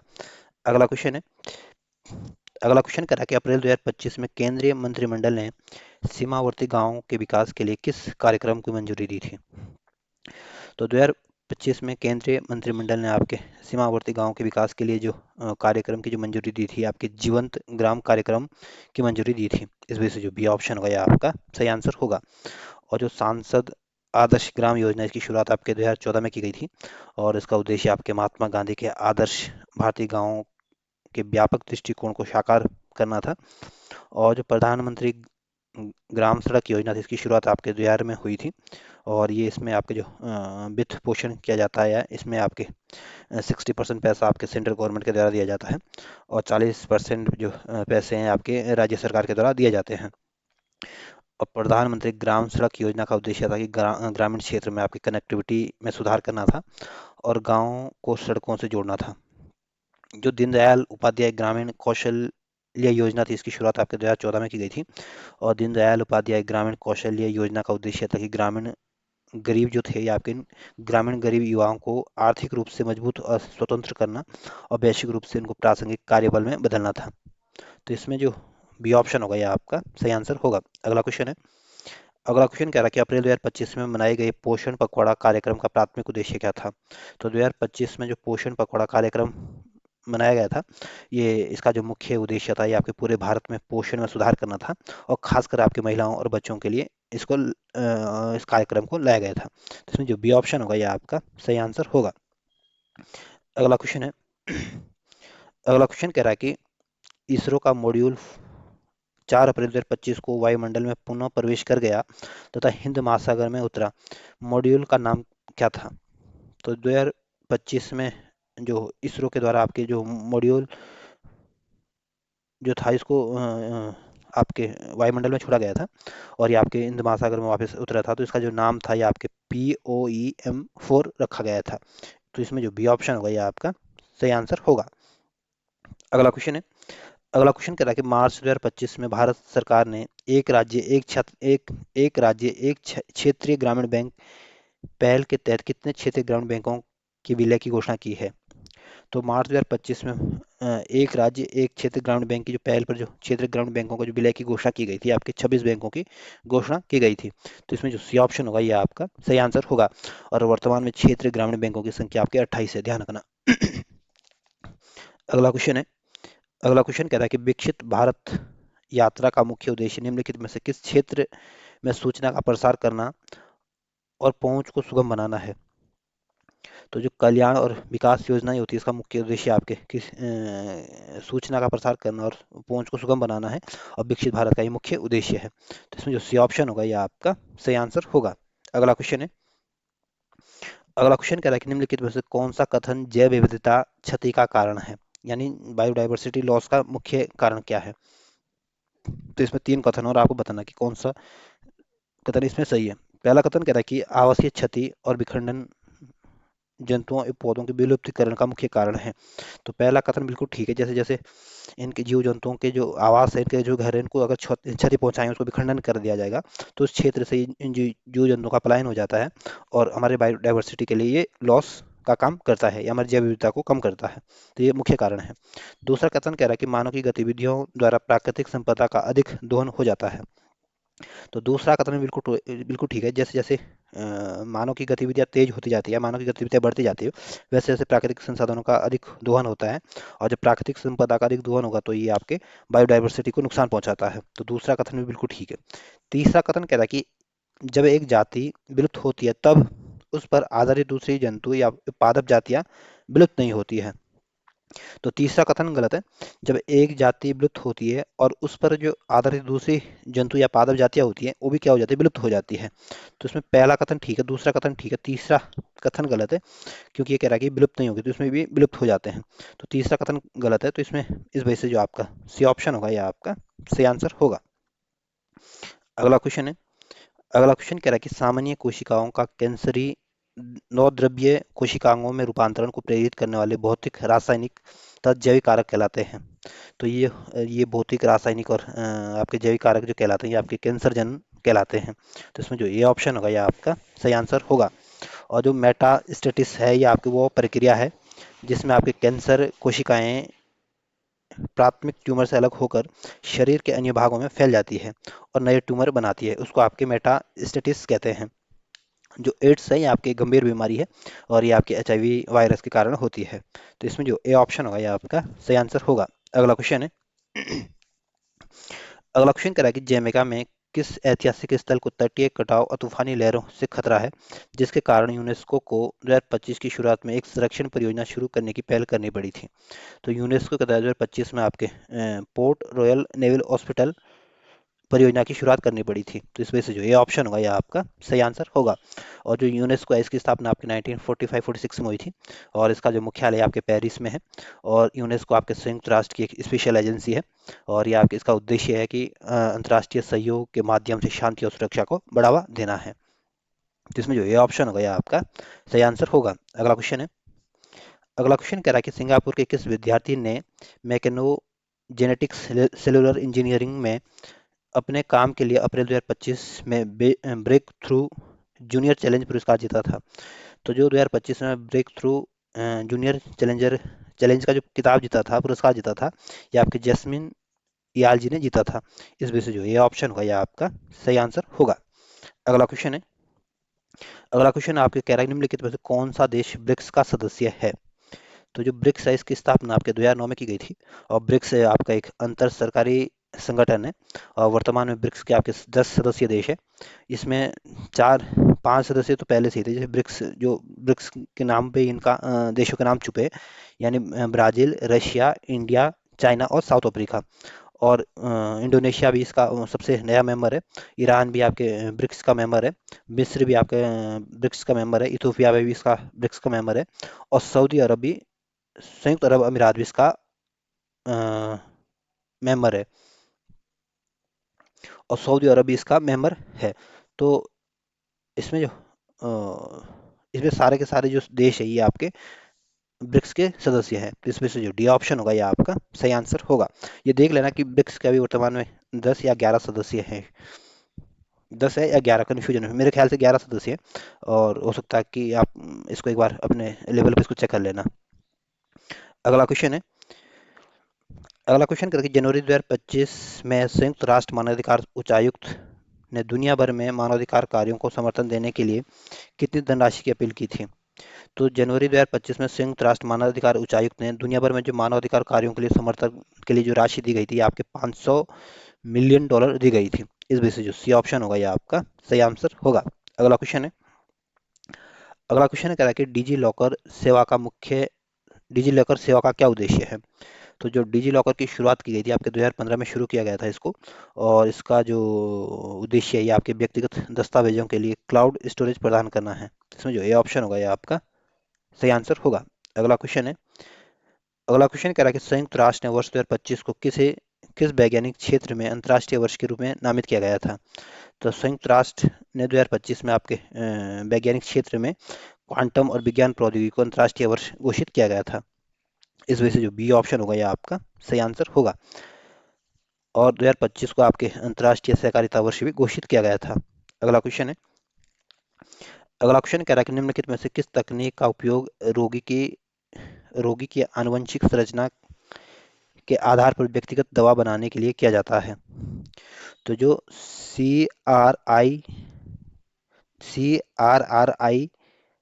CRISPR जो दवाई है ये आपके में जो है ये इसका इस्तेमाल आपके व्यक्तिगत दवा बनाने के लिए किया जाता है। इस वजह से जो ए ऑप्शन होगा ये आपका सही आंसर होगा। और जो रोबोटिक्स है ये आपके रोबोटों को डिजाइन, निर्माण और उसका संचालन के उपयोग के लिए ये केंद्रित होता है। और जो नैनो टेक्नोलॉजी है ये आपके 1 से लेकर 100 नैनोमीटर के पैमाने पर ये वस्तुओं को बनाने और हेरफेर करने से संबंधित है। और ये नैनो टेक्नोलॉजी आपके परमाणुओं और अणुओं के स्तर पर पदार्थों के साथ काम करने और विज्ञान का एक विज्ञान और इंजीनियरिंग है। और ये आपके आणविक विनिर्माण भी इसको कहा जाता है। और जो बायो प्रिंटिंग होती है आपके इसे 3D बायो प्रिंटिंग भी कहते हैं। और एक ऐसी तकनीक होती है जिसमें 3D प्रिंटिंग का उपयोग करके जीवित कोशिकाओं को और जैविक सामग्रियों के ऊतक और अंग जैसी संरचना बनाई जाती है। तो इसमें जो ए ऑप्शन होगा यह आपका सही आंसर होगा। अगला क्वेश्चन कह रहा है कि आईआईटी रुड़की द्वारा स्थापित सेमीकंडक्टर अनुसंधान के लिए उत्तराखंड की पहली नैनो फैब्रिकेशन सुविधा के बारे में कौन सा कथन गलत है? तो पहला कथन कह रहा है कि यह सरकार कि सेमीकंडक्टर मिशन का पूरक पूरक है। तो पहला कथन बिल्कुल ठीक है। दूसरा बी ऑप्शन कह रहा है कि सरकार के समुद्रयान मिशन का पूरक है। तो दूसरा ऑप्शन गलत है, ये समुद्रयान का मिशन का पूरक नहीं है। सी ऑप्शन कह रहा है सरकार के नैनो मिशन का एक पूरक है, ये भी सही आंसर है। और ये क्वांटम मिशन का अनुसंधान में सहयोग करता है, ये भी सही आंसर है। तो इसमें आपको बताना है कौन सा ऑप्शन गलत है। तो इसमें जो बी ऑप्शन दिया गया गलत दिया गया है। अगला क्वेश्चन है अगला क्वेश्चन आपके भारतीय सेना और उत्तराखंड सरकार द्वारा आयोजित सूर्य देवभूमि चुनौती कार्यक्रम के बारे में पूछा गया। और आपको बताना है 4 ऑप्शनों में से कौन सा ऑप्शन गलत है। तो जो सूर्य देवभूमि चुनौती प्रोग्राम था इसकी शुरुआत आप अप्रैल 2025 में की गई थी। और उसका उद्देश्य था कि आपकी प्राकृतिक सुंदरता को प्रदर्शित करना और पर्यटन को बढ़ावा देना है, टूरिज्म को बढ़ाना है। ये इसका मुख्य उद्देश्य था।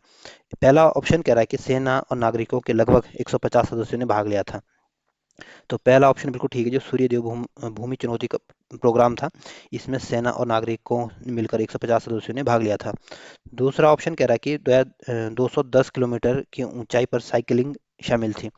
तो दूसरा ऑप्शन गलत है।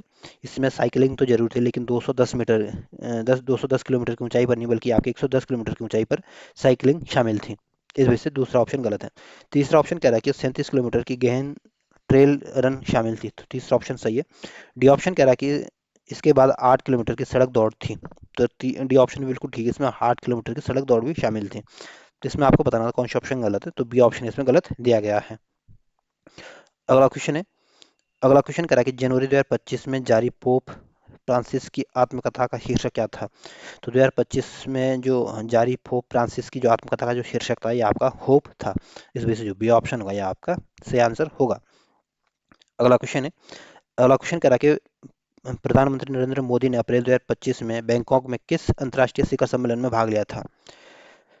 तो बैंकॉक जो है ये आपके थाईलैंड की राजधानी है। और थाईलैंड में हमारे 2025 में आपके बिम्स्टेक शिखर सम्मेलन हुआ था जिसमें हमारे प्रधानमंत्री नरेंद्र मोदी जी ने भाग लिया था। तो इसमें जो सी ऑप्शन होगा ये आपका सही आंसर होगा। और जो आसियान शिखर सम्मेलन हुआ था 2025 का, ये आपके जो मलेशिया की राजधानी है कुआलालंपुर वहाँ पे हुआ था। और जो 2025 का जो सार्क शिखर सम्मेलन हुआ था ये आपके नेपाल की राजधानी काठमांडू में हुआ था। और जो G20 शिखर सम्मेलन जो हुआ था 2024 का तो आपके ब्राजील में हुआ था। और 2025 का जो अ, शिखर सम्मेलन होना ये आपके नवंबर 2025 दक्षिण अफ्रीका में आयोजित होगा। जिसमें जो सी ऑप्शन होगा ये आपका सही आंसर होगा क्योंकि बिम्स्टेक शिखर सम्मेलन आपके बैंकॉक में हुआ था। इसमें सी ऑप्शन आपका सही आंसर होगा। केंद्र सरकार के जो संस्थान है उसके बारे में पूछा गया। और आपको बताना कि इसमें कौन सा ऑप्शन सही सुमेलित नहीं है। तो जो भारतीय पुरातत्व सर्वेक्षण है ये आपके राजधानी देहरादून में ये सही सुमेलित है। जो राष्ट्रीय जल विज्ञान संस्थान है ये भी आपके रुड़की में है, ये भी सही सुमेलित है। और जो वन अनुसंधान संस्थान है ये भी आपके राजधानी देहरादून में ये भी सही सुमेलित है। जो शीत जल मत्स्य अनुसंधान निर्देशालय है, इसके सामने हल्द्वानी दिया गया जो कि गलत है। जो शीत जल मत्स्य अनुसंधान निर्देशालय ये आपके नैनीताल के भीमताल में स्थित है। इस वजह से जो डी ऑप्शन होगा ये आपका सही आंसर होगा क्योंकि आपको बताना है कौन सा इसमें गलत दिया गया है। इस वजह डी ऑप्शन आपका सही आंसर होगा। अगला क्वेश्चन है अगला क्वेश्चन कह रहा है कि उत्तराखंड में 2025 में आयोजित होने वाले महोत्सवों के बारे में कौन सा कथन गलत है या कौन सा ऑप्शन गलत है। ये ऑप्शन कह रहा है कि सी आई उत्तराखंड औद्योगिक शिखर सम्मेलन एस्को हरिद्वार में हुआ था। तो पहला सही सुमेलित है जो उत्तराखंड में जो CI उत्तराखंड औद्योगिक शिखर सम्मेलन हुआ था, ये आपके हरिद्वार में हुआ था। जो टिहरी झील महोत्सव हुआ था, ये आपके टिहरी गढ़वाल में हुआ था, ये भी सही सुमेलित है। अंतर्राष्ट्रीय योग महोत्सव जो हुआ था, ये आपके योग की नगरी ऋषिकेश में हुआ था, ये भी सही सुमेलित है। इंडो हिमालयन एक्सपो के सामने देहरादून दिया गया, जो कि गलत दिया गया है। जो हिंडा इंडो हिमालयन एक्सपो का जो सम्मेलन हुआ था, ये आपके हरिद्वार में हुआ था, ना कि आपके देहरादून में। इस वजह से जो डी ऑप्शन होगा ये आपका सही आंसर होगा, क्योंकि इसमें आपको बताना था कौन सा ऑप्शन गलत है। अगला क्वेश्चन है। अगला क्वेश्चन कह रहा है कि उत्तराखंड में 38वें राष्ट्रीय खेलों के सफल आयोजन के बाद भारत ओलंपिक की मेजबानी के लिए स्वयं को तैयार कर रहा है। तो 38वें खेलों जो राष्ट्रीय खेलों का जो आयोजन होता है, ये आपके उत्तराखंड में हुआ था। और भारत 2036 तक ओलंपिक की मेजबानी के लिए स्वयं को लिए तैयार कर रहा है। इस वजह से जो बी ऑप्शन होगा, ये आपका सही आंसर होगा। और जो 26वें नंबर के जो आपके राष्ट्रीय खेल होंगे, ये आपके मेघालय में होंगे। और जो 38वें राष्ट्रीय खेल है, इसका उद्घाटन तो आपके देहरादून में हुआ था, और इसका समापन आपके राजधानी सॉरी इसका समापन आपके हल्द्वानी में हुआ था। इस वजह से जो बी ऑप्शन होगा, ये आपका सही आंसर होगा। अगला क्वेश्चन है। अगला क्वेश्चन कह रहा है कि निम्नलिखित में से कौन सी पुस्तक उत्तराखंड के प्रसिद्ध लेखक पुष्पेश पंत द्वारा नहीं लिखी गई है। जो from the king's table to street food जो किताब है, ये आपके पुष्पेश पंत के द्वारा लिखी गई किताब है। Victory month the leader's path to success किताब ये आपके पुष्पेश पंत के द्वारा लिखी गई थी। लजतनामा जो किताब है, ये भी आपके पुष्पेश पंत के द्वारा लिखी गई थी। लेकिन जो हिमालय के जो बर्फ है, ये आपके पुष्पेश पंत के द्वारा नहीं लिखी गई थी। इस वजह से जो सी ऑप्शन होगा, ये आपका सही आंसर होगा। और जो हिमालय के बर्फ नामक जो किताब है, ये आपके राहुल सांकृत्यायन के द्वारा लिखी गई थी। और राहुल सांकृत्यायन के द्वारा एक प्रसिद्ध किताब दूसरी भी लिखी गई थी, जिसका नाम आपके हिमालय परिचय है। तो कई बार पूछ लेते हैं कि हिमालय परिचय नामक किताब किसने लिखी थी, तो राहुल सांकृत्यायन का नाम ध्यान रखना। और हिमालय बर्फ के लेखक भी आपके राहुल सांकृत्यायन है। इस वजह से जो सी ऑप्शन होगा, ये आपका सही आंसर होगा। अगला क्वेश्चन है। अगला क्वेश्चन कह रहा है कि 38वें राष्ट्रीय खेलों का समापन समारोह का कहाँ आयोजित किया गया था। तो जो 38वें खेल हुए थे, ये आपके उत्तराखंड में हुए थे, और इसका जो समापन हुआ था, ये आपके हल्द्वानी के अंतर्राष्ट्रीय खेल स्टेडियम में अमित शाह के द्वारा किया गया था। इस वजह से जो बी ऑप्शन होगा, ये आपका सही आंसर होगा। और जो देहरादून का जो राजीव गांधी अंतर्राष्ट्रीय क्रिकेट स्टेडियम है, यहाँ से आपके 38वें राष्ट्रीय खेलों की शुरुआत हुई थी, और इसका उद्घाटन आपके प्राइम मिनिस्टर ने किया था। तो समापन आपके हल्द्वानी में हुआ था, शुरुआत देहरादून में हुई थी। समापन में अमित शाह ने किया था, और उद्घाटन आपके मोदी जी ने किया था। इस वजह से जो बी ऑप्शन होगा, ये आपका सही आंसर होगा। अगला क्वेश्चन है। अगला क्वेश्चन कह रहा है कि सिलक्यारा सुरुंग डैश डैश तक फैली है, जिसमें गंगोत्री यमुनोत्री के बीच की दूरी 20 किलोमीटर से अधिक कम होने का अनुमान है। इसकी लंबाई कितनी है। तो जो सिलक्यारा सुरंग है, ये आपके 4 या यूं बोले कि 4,531 की दूरी तक फैली हुई है। और ये आपकी गंगोत्री और यमुनोत्री के बीच की आपकी 20 किलोमीटर की दूरी कम करती है। जिसमें जो सी ऑप्शन होगा, ये आपका सही आंसर होगा। अगला क्वेश्चन है। अगला क्वेश्चन कह रहा है कि निम्नलिखित में से कौन यूनेस्को विश्व धरोहर स्थल उत्तराखंड में स्थित है। तो जो फूलों की घाटी है, ये आपकी चमोली में स्थित है। और फूलों की घाटी आपके विश्व धरोहर की सूची में शामिल है। और इसको 2005 में इसको यूनेस्को की सूची में शामिल किया गया था। जो काजीरंगा राष्ट्रीय उद्यान है, ये आपके असम में स्थित है। और 1985 में इसको आपके यूनेस्को की विश्व धरोहर स्थल के रूप में सूची में शामिल किया गया था। और काजीरंगा राष्ट्रीय उद्यान जो है, ये आपके एक सींग वाले गैंडे के लिए फेमस है, और ये आपके असम राज्य में है। जो नंदा देवी राष्ट्रीय उद्यान है, ये भी आपको उत्तराखंड में, और इसको 1988 में आपके यूनेस्को की विश्व धरोहर सूची में इसको शामिल किया गया था। और जो भारत के जो पर्वतीय रेल मार्ग है, इसके जो भारत के 3 पर्वतीय रेल मार्ग हैं, इनको आपके यूनेस्को की सूची में शामिल किया गया है।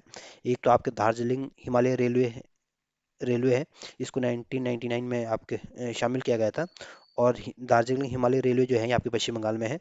और नीलगिरी जो माउंटेन रेलवे है, इसको 2005 में यूनेस्को ने इसमें शामिल किया था, और ये आपके तमिलनाडु में है। और जो कालका शिमला रेलवे है, इसको भी आपकी यूनेस्को की सूची में शामिल किया गया था, और इसको 2008 में शामिल किया गया था। तो ये सारे जो फूलों की घाटी हुई, काजीरंगा हो गया, नंदा देवी होगी, या भारत के जो 3 पर्वतीय रेल मार्ग है, इनको आप सबको यूनेस्को की सूची में शामिल किया गया है। लेकिन आपको बताना था कि इसमें कौन उत्तराखंड में स्थित है। तो इसमें जो फूलों की घाटी और नंदा देवी राष्ट्रीय उद्यान हमारे राज्य में है। इस वजह से जो डी ऑप्शन होगा, ये आपका अगला क्वेश्चन है अगला क्वेश्चन कह रहा है कि उत्तराखंड में निम्नलिखित में से किसे सामाजिक कार्य के लिए 2025 में पद्मश्री पुरस्कार मिला था। तो जो श्रीमती राधा बहिन भट्ट है, इनको आपके सामाजिक कार्यों के लिए 2025 में पद्मश्री पुरस्कार से सम्मानित किया गया था। इस वजह से जो सी ऑप्शन होगा यह आपका सही आंसर होगा। और जो डॉक्टर यशवंत सिंह कटोच प्रसिद्ध इतिहासकार है और 2024 में इनको पद्मश्री से सम्मानित किया गया था। जो डॉक्टर माधुरी बड़तवाल है, ये आपके उत्तराखंड की लोक गायिका है और ये आकाशवाणी में संगीतकार बनने वाली पहली महिला है। तो इसमें जो सी ऑप्शन होगा यह आपका सही आंसर होगा। अगला क्वेश्चन आपके अशोक के शिलालेख के संदर्भ में पूछा गया और आपके सामने दो कथन है और आपको बताना है कि इसमें कौन कौन से कथन सही है। पहला कथन कह रहा है कि अधिकांश अभिलेख प्राकृत भाषा और ब्राह्मी लिपि में है। तो पहला कथन बिल्कुल ठीक है, जो अशोक के जो अधिकांश अभिलेख है ये आपकी प्राकृत भाषा में और ब्राह्मी लिपि में देखने को मिलेंगे। दूसरा कथन कह रहा है कि मानसेरा और साबाजगढ़ी से प्राप्त अभिलेख प्राकृत भाषा और खरोष्ठी लिपि में है। तो दूसरा कथन भी बिल्कुल ठीक है, जो मानसेरा और साबाजगढ़ी अभिलेख है ये आपके पाकिस्तान में स्थित है और इसकी भाषा आपकी प्राकृत है और लिपि इसकी खरोष्ठी है। तो दूसरा कथन भी ठीक है। तो पहला कथन भी ठीक है, दूसरा कथन भी ठीक है, दोनों ही कथन ठीक है। इस वजह से जो सी ऑप्शन होगा यह आपका सही आंसर होगा। अगला क्वेश्चन है अगला क्वेश्चन इसमें दो सूचियां दी गई है, एक तरफ आपके जीवन चरित्र दिया गया, दूसरी तरफ इनके लेखक दिए गए और आपको इनको सही सुमेलित करना है। तो जो रामचरित जीवन चरित्र के जो लेखक है आपके संध्या कर नंदी इसके लेखक है और नव सहसा कर चरित के लेखक आपके पदम गुप्त है और कुमार पाल चरित के लेखक आपके हेमचंद्र है और विक्रमादेव चरित के लेखक आपके बिलहण हैं। तो इस तरह से आप इनको अगर सजाने की कोशिश करोगे तो जो सी ऑप्शन होगा यह आपका सही आंसर होगा। अगला क्वेश्चन है अगला क्वेश्चन कह रहा है कि निम्नलिखित ग्रंथों में कौन से अमीर खुसरो के द्वारा लिखे गए हैं। तो जो खजाइन उल फतू है ये आपके अमीर खुसरो के द्वारा लिखी गई अमीर खुसरो के द्वारा लिखा गया ग्रंथ है। नू सिपहर भी आपके अमीर खुसरो के द्वारा लिखा गया ग्रंथ है। मिफ्ता उल फतू भी आपके अमीर खुसरो के द्वारा लिखा गया ग्रंथ है। किरात उल सादेन भी आपके अमीर खुसरो के द्वारा लिखा गया ग्रंथ है। तो ये सारों के सारे जो ग्रंथ है ये आपके अमीर खुसरो के द्वारा लिखे गए हैं। इस वजह से जो डी ऑप्शन होगा यह आपका सही आंसर होगा। अगला क्वेश्चन है अगला क्वेश्चन कह रहा है कि कृषि में सुधार हेतु एक अलग विभाग दीवान ए दीवान ए अमीर खोई की स्थापना किसके द्वारा की गई थी। तो जो दीवान ए अमीर कोई डिपार्टमेंट था इसकी स्थापना आपके मोहम्मद बिन तुगलक के द्वारा की गई थी और दीवान ए कोई जो डिपार्टमेंट था ये आपके कृषि सुधार से संबंधित था। तो इस वजह से जो बी ऑप्शन होगा यह आपका सही आंसर होगा। और जो मोहम्मद बिन तुगलक था ये इनको आपके स्वप्नशील पागल रक्त पिपासु के नाम से जाना जाता है और ये अपनी राजधानी दिल्ली से देवगिरी ले गए थे। जो अलाउद्दीन खिलजी है ये आपके खिलजी वंश का सबसे शक्तिशाली शासक था और अलाउद्दीन खिलजी के द्वारा कुछ प्रमुख कार्य किए गए, जैसे उन्होंने सेना को नगद वेतन दिया था और स्थायी सेना इन्होंने रखी थी और घोड़े दागने की प्रथा की शुरुआत भी आपके अलाउद्दीन खिलजी ने की थी और मूल्य नियंत्रण प्रणाली भी इन्होंने अपनाई थी या प्राइस कंट्रोल थ्योरी जो दी थी आपके अलाउद्दीन खिलजी के द्वारा दी गई थी। और 1296 से लेकर 1316 तक आपके अलाउद्दीन खिलजी आपके खिलजी वंश के राजा रहे थे। जो फिरोज शाह तुगलक है ये आपके तुगलक वंश का राजा था और फिरोज शाह तुगलक के द्वारा कुछ प्रमुख काम किए गए थे, जैसे उन्होंने ब्राह्मणों के ऊपर जजिया कर लगाया था, सिंचाई कर भी इन्होंने लगाया था और फिरोज शाह तुगलक ने आपके दीवान ए बंदगान विभाग की स्थापना की थी और दीवान ए खैरात की डिपार्टमेंट की स्थापना भी आपके फिरोज शाह तुगलक के द्वारा की गई थी। जो शेरशाह सूरी है ये आपके सूर साम्राज्य के संस्थापक थे और शेर का इनका उपनाम था और इनका शेरशाह सूरी का जो मकबरा है ये आपके बिहार के सासाराम में स्थित है और इसी शेरशाह सूरी ने आपकी जीटी रोड की मरम्मत कराई थी और डाक प्रथा का जो प्रचलन शुरू की डाक प्रथा प्रचलन की जो शुरुआत की थी भी आपके शेरशाह सूरी के द्वारा की गई थी। तो इसमें आपको बताना था कि दीवान ए अमीर एक हुई डिपार्टमेंट का स्थापना किसने की थी, तो आपके मौत बिन तुगलक जी ने की थी। तो इस वजह से जो बी ऑप्शन होगा यह आपका सही आंसर होगा। अगला क्वेश्चन करा कि चिराग ए दिल्ली के नाम से कौन लोकप्रिय थे। तो चिराग ए दिल्ली के नाम से जो सबसे लोकप्रिय थे आपके नासरुद्दीन महमूद महमूद फेमस थे। इस वजह से जो बी ऑप्शन होगा यह आपका सही आंसर होगा। और जो शेख निजामुद्दीन थे ये आपके दिल्ली के प्रसिद्ध सूफी संत थे। जो फरीदुद्दीन मसूद थे ये आपके 12वीं शताब्दी के प्रसिद्ध पंजाबी मुस्लिम संत थे। और जो कुतुबुद्दीन बख्तियार काकी थे ये आपके चिश्ती सिलसिले के प्रसिद्ध फकीर या संत या विद्वान थे। तो पूछ सकते हैं कि कुतुबुद्दीन बख्तियार काकी कौन थे, तो चिश्ती सिलसिले के प्रसिद्ध फकीर थे, या यूं बोले कि चिश्ती सिलसिले के प्रसिद्ध संत थे। तो इसमें जो बी ऑप्शन होगा यह आपका सही आंसर होगा, क्योंकि नासरुद्दीन महमूद को आपके चिराग दिल्ली के नाम से जाना जाते थे। अगला क्वेश्चन है अगला क्वेश्चन कह रहा है कि निम्नलिखित घटनाओं में का सही कालक्रम के अनुसार व्यवस्थित कीजिए, और आपको बताना कि सबसे पहले कौन सी घटना हुई थी, बाद में सबसे बाद में कौन सी घटना हुई थी। तो जो पानीपत का युद्ध हुआ था ये आपके 1526 में हुआ था, और जो खानवा का युद्ध हुआ था ये आपके 1527 में हुआ था, और जो गागरा का युद्ध हुआ था ये आपके 1529 में हुआ था, और जो चंदेरी का युद्ध हुआ था ये आपके 1528 में हुआ था। तो इस तरह से आप इनको अगर सजाने की कोशिश करोगे, तो जो बी ऑप्शन सॉरी जो सी ऑप्शन होगा ये आपका सही आंसर होगा, क्योंकि सबसे पहले आपके पानीपत का युद्ध आएगा, फिर आपके खानवा का युद्ध आएगा, फिर आपके चंदेरी का युद्ध आएगा, फिर आपका गागरा का युद्ध आएगा, जिसमें जो सी ऑप्शन होगा ये आपका सही आंसर होगा। अगला क्वेश्चन है अगला क्वेश्चन करा कि जहांगीर के दरबार के प्रसिद्ध चित्रकार कौन थे। तो जो बसावन था ये आपके प्रसिद्ध चित्रकार था, और बसावन आपके अकबर के दरबार का प्रमुख चित्रकार था। जो मनोहर था ये आपके प्रसिद्ध चित्रकार थे, और मनोहर जो चित्रकार थे ये आपके जहांगीर के दरबार का चित्रकार था। जो विशुन दास थे ये आपके चित्रकार थे, और विशुन दास भी आपके जहांगीर के दरबार का चित्रकार था। और मंसूर भी आपके प्रसिद्ध चित्रकार थे, और मंसूर जो चित्रकार थे ये आपके जहांगीर के दरबार का चित्रकार थे। तो मनोहर, विशुन दास और मंसूर जो थे ये आपके जहांगीर के चित्रकार थे, और लेकिन जो बसावन जो था ये आपके अकबर का चित्रकार था। तो इसमें जो बी ऑप्शन होगा ये आपका सही आंसर होगा, क्योंकि आपको बताना था कौन से चित्रकार आपके जहांगीर के चित्रकार थे। अगला क्वेश्चन है अगला क्वेश्चन कह रहा है कि भारत में ट्रेड यूनियन आंदोलन के संदर्भ में निम्नलिखित कथनों पर विचार कीजिए, और आपको बताना है कि इन तीन कथनों में कौन कौन से कथन सही है। पहला कथन कह रहा है कि all India trade union Congress की स्थापना 1920 में हुई थी।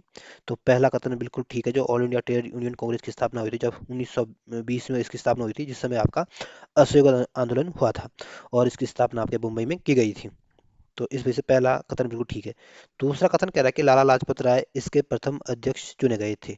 तो दूसरा कथन बिल्कुल ठीक है, जो all India trade union Congress के जो पहले अध्यक्ष बनाए थे ये आपके लाला लाजपत राय को बनाया गया था। तीसरा कथन कह रहा है कि all India trade union federation की स्थापना एस ए डांगे के द्वारा 1929 में की गई थी। तो तीसरा कथन गलत है, जो all India trade union federation की स्थापना की गई थी आपके 1933 में की गई थी, और ये स्थापना आपके नारायण मेघाजी लोखंडे के द्वारा की गई थी। तो इस वजह से तीसरा कथन गलत है। तो पहला कथन ठीक है, दूसरा कथन ठीक है, तीसरा कथन गलत है। इस वजह से जो ए ऑप्शन होगा ये आपका सही आंसर होगा। अगला क्वेश्चन है अगला क्वेश्चन कह रहा है कि निम्नलिखित में से कौन सा वेद कृष्ण और शुक्ल दो शाखाओं में विभक्त है। तो जो यजुर्वेद है ये आपके दो शाखाओं में विभक्त है। इस वजह से जो सी ऑप्शन होगा ये आपका सही आंसर होगा। और जो ऋग्वेद है ये आपके सबसे प्राचीन वेद है, और इसको आपके संस्कृत भाषा में लिखा गया था, और इसमें आपके आर्यों के बारे में जानकारी मिलती है। जो सामवेद है ये आप इसको भारतीय संगीत का जनक कहा जाता है, और ये आपके ऋग्वेद पर आधारित है। और जो अथर्ववेद है ये आपका सबसे नया वेद है, और इसमें आपके मनुष्यों के विचार और अंधविश्वासों के जो विवरण देखने को मिलता है। इस वजह से जो सी ऑप्शन होगा ये आपका सही आंसर होगा। अगला क्वेश्चन कह रहा है कि यूनानी ग्रंथों में किस प्राचीन नगर को पोलीग्रोथा पोलीब्रोता के नाम से जाना जाता था। तो यूनानी ग्रंथों में जो पोलीब्रोता के नाम से जो फेमस था ये आपका पाटलिपुत्र फेमस था। इस वजह से जो डी ऑप्शन होगा ये आपका सही आंसर होगा। और पाटलिपुत्र की स्थापना आपके उदयन के द्वारा की गई थी, और ये आपके मगध साम्राज्य की भी राजधानी रही थी। जो अहिछत्रपुर है ये आपके राजस्थान में स्थित है, और ये आपके उत्तरी पांचाल की राजधानी थी। जो पाटन है ये आपके वर्तमान में गुजरात में है, और ये आपके चालुक्य वंश की राजधानी रही थी। जो फिरोजपुर है ये आपके वर्तमान में पेशावर के नाम से फेमस है, और ये आपके कुषाण साम्राज्य की राजधानी रही थी। तो इसमें जो डी ऑप्शन होगा यह आपका सही आंसर होगा। भारतीय राष्ट्रीय कांग्रेस के द्वारा 1938 में किसको राष्ट्रीय योजना समिति का अध्यक्ष नियुक्त किया गया था। तो जो नेशनल प्लानिंग कमेटी है इसका गठन आपके 1938 में किया गया था, और इसका गठन आपके सुभाष चंद्र बोस के द्वारा किया गया था, और इसकी जो अध्यक्ष बनाया गया था ये आपके जो भारत के जो पहले प्रधानमंत्री थे पंडित जवाहरलाल नेहरू को बनाया गया था। इस वजह से जो सी ऑप्शन होगा यह आपका सही आंसर होगा। और जो सरदार सरदार वल्लभ भाई पटेल हैं ये आपके प्रसिद्ध स्वाधीनता सेनानी थे, और देश के पहले उप प्रधानमंत्री थे, और देश के पहले गृह मंत्री थे, और जो बारदोली सत्याग्रह हुआ था उसके नायक आपके सरदार वल्लभ भाई पटेल थे। जो डॉक्टर राजेंद्र प्रसाद ये आपके संविधान सभा के स्थायी अध्यक्ष थे, और डॉक्टर राजेंद्र प्रसाद ही आपके भारत के पहले राष्ट्रपति भी थे। जो जेबी कृपलानी थे ये आपके प्रसिद्ध स्वाधीनता सेनानी थे, और जेबी कृपलानी आज़ादी के समय आपके कांग्रेस के अध्यक्ष थे। जिसमें जो सी ऑप्शन होगा ये आपका सही आंसर होगा। अगला क्वेश्चन है, अगला क्वेश्चन कह रहा है कि मुस्लिम लीग ने सीधी कार्रवाई दिवस कब मनाया था। तो मुस्लिम लीग के द्वारा जो सीधी कार्रवाई दिवस मनाया गया था आपके 16 अगस्त 1946 को मनाया गया था। इस वजह से जो बी ऑप्शन होगा ये आपका सही आंसर होगा। अगला क्वेश्चन है, अगला क्वेश्चन कह रहा है कि द इंडियन मुसलमान पुस्तक किसने लिखी थी। तो जो द इंडियन मुसलमान नामक किताब है ये आपके डब्ल्यू हंटर के द्वारा लिखी गई थी। इस वजह से जो ए ऑप्शन होगा ये आपका सही आंसर होगा। और जो चार्ल्स मैकमिलन है ये आपके आयरिश वास्तुकार थे। और जो सर सैयद अहमद खां थे ये आपके प्रसिद्ध मुस्लिम नेता थे। और सर सैयद अहमद खान ही आपके जो अलीगढ़ मुस्लिम विश्वविद्यालय के संस्थापक भी थे। जो एम एन रॉय थे आपके प्रसिद्ध राजनीतिज्ञ थे, सिद्धांतकार थे, भारतीय क्रांतिकारी थे। और एम एन रॉय ही भारतीय कम्युनिस्ट पार्टी के संस्थापक भी थे। और एम एन रॉय के द्वारा प्रसिद्ध किताबें जो लिखी गई थी, एक पहली किताब तो आपकी इंडिया इन ट्रांजिशन लिखी गई थी। और दूसरी जो उनकी सबसे फेमस किताब थी आपके the future of Indian politics थी। तो पूछ सकते हैं कि the future of India Indian politics किसकी किताब है, तो ध्यान रखना एम एन रॉय की। इंडिया इन ट्रांजिशन किसकी किताब है, तो एम एन रॉय की, ध्यान रखना। तो द इंडियन मुसलमान किताब जो आपके डब्ल्यू हंटर के द्वारा लिखी गई थी, इसमें जो ये ऑप्शन होगा ये आपका सही आंसर है। अगला क्वेश्चन है, अगला क्वेश्चन कह रहा है कि बम्बई में धार्मिक सुधारों का आरंभ किसके द्वारा किया गया था। तो बम्बई में जो धार्मिक सुधारों का जो आरंभ किया था ये आपके प्रवंश मंडली के द्वारा शुरू किया गया था। इस वजह से जो डी ऑप्शन होगा ये आपका सही आंसर होगा। और इस परमंश मंडली की स्थापना आपके गोपाल हरि देशमुख के द्वारा की गई थी। और इसका गठन आपके 1859 में किया गया था। जो प्रार्थना समाज है इसकी स्थापना आपके 1867 में मुंबई में की गई थी। और प्रार्थना समाज की स्थापना आपके केशव चंद्र सेन, एम जी रनाडे और आत्माराम पांडुरंग के सहयोग से की गई थी। जो देवबंद स्कूल है इसकी स्थापना आपके 1866 में की गई थी, 1866 में की गई थी। और इसकी स्थापना आपके सहारनपुर में की गई थी। और इसकी स्थापना आपके मोहम्मद काशिक ननदकी और हेमद रशीद अहमद गंगोई के द्वारा की गई थी। तो पूछ सकते हैं कि देवबंद स्कूल की स्थापना किसने की थी। तो महमूद काशिम ननदकी और रशीम अहमद गंगोई के द्वारा की गई थी। और जो ब्रह्म समाज है इसकी स्थापना आपके 1828 में कलकत्ता में राजा राम मोहन राय के द्वारा की गई थी। इसमें जो डी ऑप्शन होगा ये आपका सही आंसर होगा। अगला क्वेश्चन है, अगला क्वेश्चन करा के शिक्षा की सार्जेंट योजना कब आरंभ की गई थी। तो शिक्षा की जो सार्जेंट योजना थी ये आपकी 1944 में शुरू की गई थी। इस वजह से जो बी ऑप्शन होगा ये आपका सही आंसर होगा। और 1902 में आपके अनुशीलन कमेटी का गठन किया गया था। और 1948 में आपके डब्ल्यूएचओ की स्थापना की गई थी। और 1856 में आपके हिंदू विधवा पुनर्विवाह अधिनियम पारित किया गया था। और 1856 में ही आपके अवध का ब्रिटिश में विलय कर दिया गया था। तो इसमें जो बी ऑप्शन होगा यह आपका सही आंसर होगा। अगला क्वेश्चन है, अगला क्वेश्चन कह रहा है कि इन कथनों पर विचार किए और आपको बताने हैं तीन कथनों में से कौन कौन से कथन सही है। पहला कथन कह रहा है कि गोरखा प्रशासन के समय न्यायाधीश को विचारी कहा जाता था। तो जब उत्तराखंड में जो गोरखाओं का जो शासन हुआ था और उस समय जो गोरखा प्रशासन का जो न्यायाधीश होता था उनको विचारी कहा जाता था। तो ये ऑप्शन पहला कथन तो बिल्कुल ठीक है। दूसरा कथन कह रहा है कि अदालत के अन्य न्यायकर्ताओं को सभा भी कहा जाता था। तो दूसरा कथन बिल्कुल ठीक है, जो अन्य न्यायकर्ता होते थे उनको सभा कहा जाता था। और जो न्यायाधीश होता था उसको विचारी कहा जाता था। तीसरा कथन कह रहा है कि त्वरित न्याय हेतु दिव्य नामक अधिकारी की नियुक्ति की गई थी। तो तीसरा कथन गलत है। जो न्यायिक अधिकारी होते थे उनको सुबह कहा जाता था। तो जो और जो त्वरित न्याय कराने वाले नामक अधिकारी जो होते थे दिव्य नहीं बल्कि आपके सुबह नामक अधिकारी नियुक्त किया जाता था। इसमें पहला कथन तो ठीक है, दूसरा कथन भी ठीक है, तीसरा कथन गलत है। इस वजह से जो सी ऑप्शन होगा यह आपका सही आंसर होगा। अगला क्वेश्चन है, अगला क्वेश्चन इसमें दो कथन दिए गए और आपको बताना कि इसमें कौन कौन से कथन सही है। पहला कथन कह रहा है कि सोमचंद ने 4 किलेदार नियुक्त किए जिन्हें आपके कारगी, बोहरा, तड़ागी और चौधरी कहते थे। तो पहला कथन बिल्कुल ठीक है, जो सोमचंद है ये आपके चंद्रवंश के संस्थापक थे। और इन्होंने 4 किलेदार नियुक्त किए थे जिनका नाम आपके कारगी, बोहरा, तड़ागी और चौधरी था। दूसरा कथन कह रहा है कि उपरोक्त सभी को संयुक्त रूप से 4 आल कहा जाता था। तो दूसरा कथन बिल्कुल ठीक है, जो कारगी, बूरा, तड़ागी और चौधरी होते थे, इनको चार आल कहा जाता था। तो ये पहला कथन भी ठीक है, दूसरा कथन भी ठीक है। इस वजह से जो सी ऑप्शन होगा ये आपका सही आंसर होगा।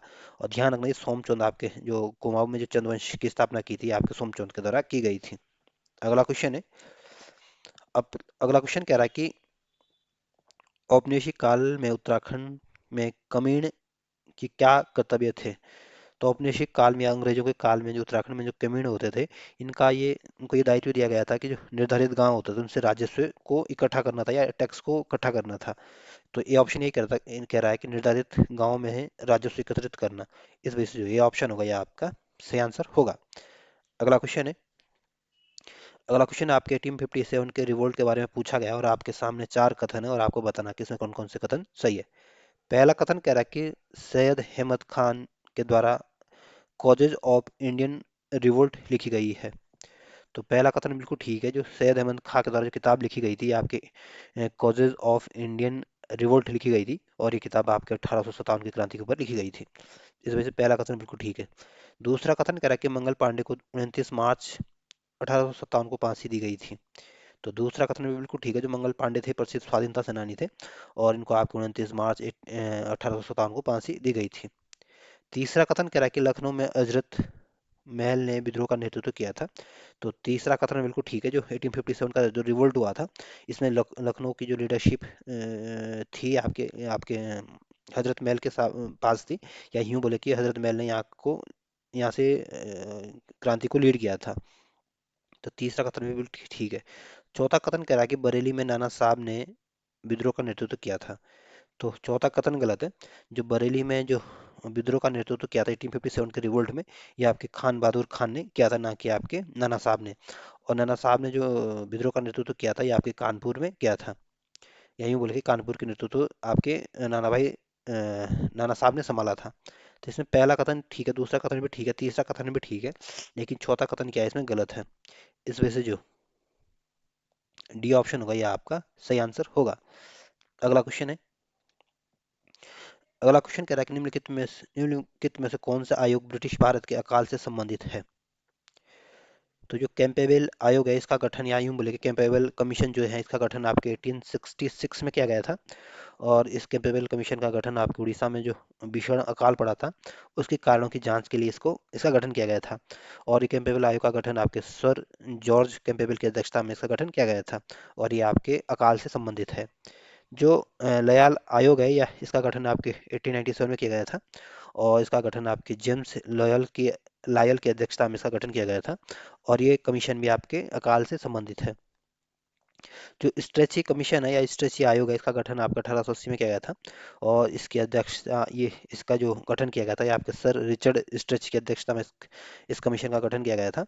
और इसका गठन आपके जो 1876-78 में जो अकाल पड़े थे, उससे निपटने के लिए इसका गठन किया गया था। और जो हंटर आयोग है या हंटर कमीशन है, इसका गठन आपके 1882 में किया गया था, और इसका गठन आपके सर विलियम हंटर की अध्यक्षता में इसका गठन किया गया था। और इस हंटर कमीशन का उद्देश्य था कि भारत में शिक्षा की स्थिति का आकलन करना है, और शिक्षा प्रणाली में सुधार के लिए सिफारिशें करना इसका मुख्य ऑब्जेक्टिव था। तो जो कैंपेबल आयोग है, लयाल आयोग है, स्ट्रेची कमीशन है, ये तीनों के तीनों कमीशन तो आपके अकाल से संबंधित है, लेकिन जो हंटर कमीशन है ये आपकी शिक्षा से संबंधित है। इस वजह से जो ए ऑप्शन होगा ये आपका सही आंसर होगा। अगला क्वेश्चन है। अगला क्वेश्चन कह रहा है कि गढ़वाल यूनियन और गढ़वाल हितकारिणी सभा की स्थापना किसने की थी। तो जो गढ़वाल यूनियन और गढ़वाल हितकारिणी सभा, इसका गठन आपके तारादत्त गैरोला के द्वारा किया गया था। और जो गढ़वाल हितकारिणी सभा, इसका गठन आपके 1901 में किया गया था, और 1905 में इसका नाम चेंज करके आपके गढ़वाल यूनियन किया गया था, और इसका गठन आपके तारादत्त गैरोला के द्वारा किया गया था। इस वजह से जो डी ऑप्शन होगा ये आपका सही आंसर होगा। अगला क्वेश्चन है। अगला क्वेश्चन कह रहा है कि चीनी यात्री वेनसांग ने कुमाऊं के क्षेत्र को किस नाम से संबोधित किया था। तो जो वेनसांग थे ये आपके चीनी यात्री थे, और ये वेनसांग आपके हर्षवर्धन के समय भारत आए थे, और उसी समय वेनसांग आपके उत्तराखंड की यात्रा पे भी आए थे। और वेनसांग ने उत्तराखंड का जो कुमाऊं का जो क्षेत्र है, उसको आपके ब्रह्मपुर से नाम से संबोधित किया था। इस वजह से जो बी ऑप्शन होगा ये आपका सही आंसर होगा। और जो कार्तिकेयपुर है ये आपके चमोली में स्थित है, और कार्तिकेयपुर आपके कत्यूरी वंश की राजधानी रही थी। जो तालेश्वर है ये आपके अल्मोड़ा में स्थित है, और इस तालेश्वर से आपके कुछ ताम्रपत्र में मिले हैं। जो पांडुकेश्वर है ये आपके चमोली में है, और पांडुकेश्वर आपका एक प्रसिद्ध पर्यटक स्थल है।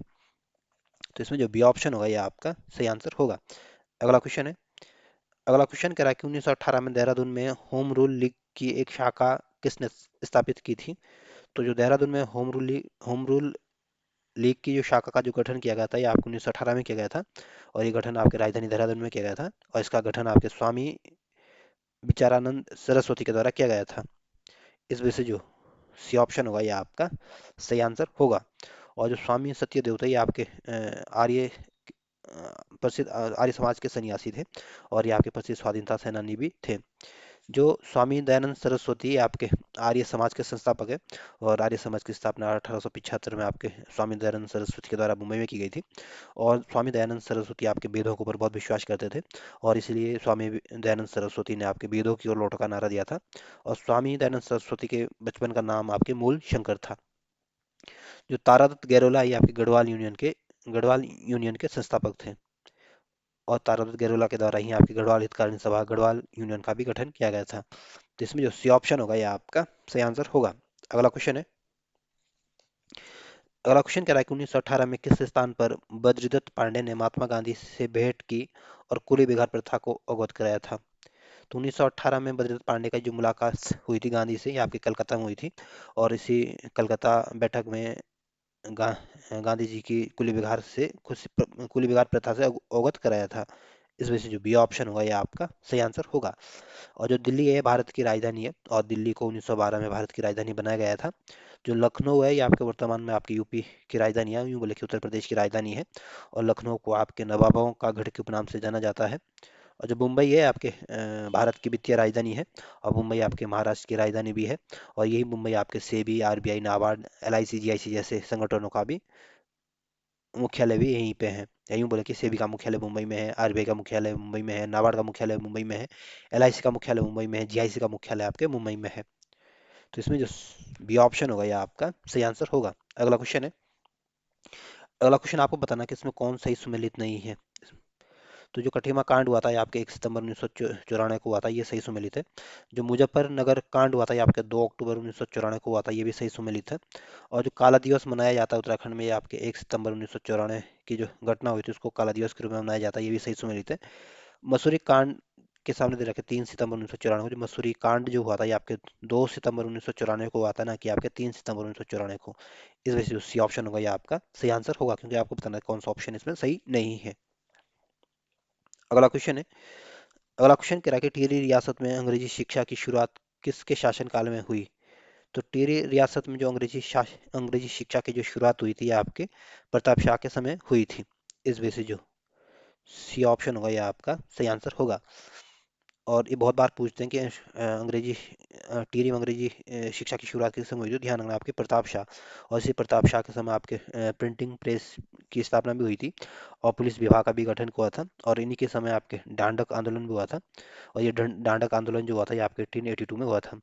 और प्रताप शाह का समय जो था आपके 1871 से लेकर 1886 तक था। जो नरेंद्र शाह थे आपके इनका समय आपके 1913 से लेकर 1946 तक है आपके टिहरी रियासत के राजा रहे थे। और नरेंद्र शाह को आपके गढ़वाल का शेरशाह सूरी के उपनाम से जाना जाता है। और नरेंद्र शाह ने आपकी कृषि बैंक की स्थापना की थी टिहरी में 1920 में। जो भवानी शाह है आपके टिहरी रियासत के राजा रहे थे, और 1859 से लेकर 1871 तक ये टिहरी के राजा रहे थे। और इन्होंने सूरदर्शन शाह की ये यूं बोले कि भवानी शाह जो थे आपके सूरदर्शन शाह के उत्तराधिकारी था। जो सूरदर्शन शाह था ये पंवार का पहला स्वतंत्र राजा था, पंवार वंश का पहला स्वतंत्र राजा था। और इन्होंने आपके टिहरी को अपनी राजधानी बनाया था। और 1815 से लेकर 1859 तक ये आपके टिहरी रियासत के राजा रहे थे, और इन्होंने आपके टिहरी गढ़वाल को अपनी राजधानी बनाया था। तो इसमें जो सी ऑप्शन होगा ये आपका सही आंसर होगा। अगला क्वेश्चन है।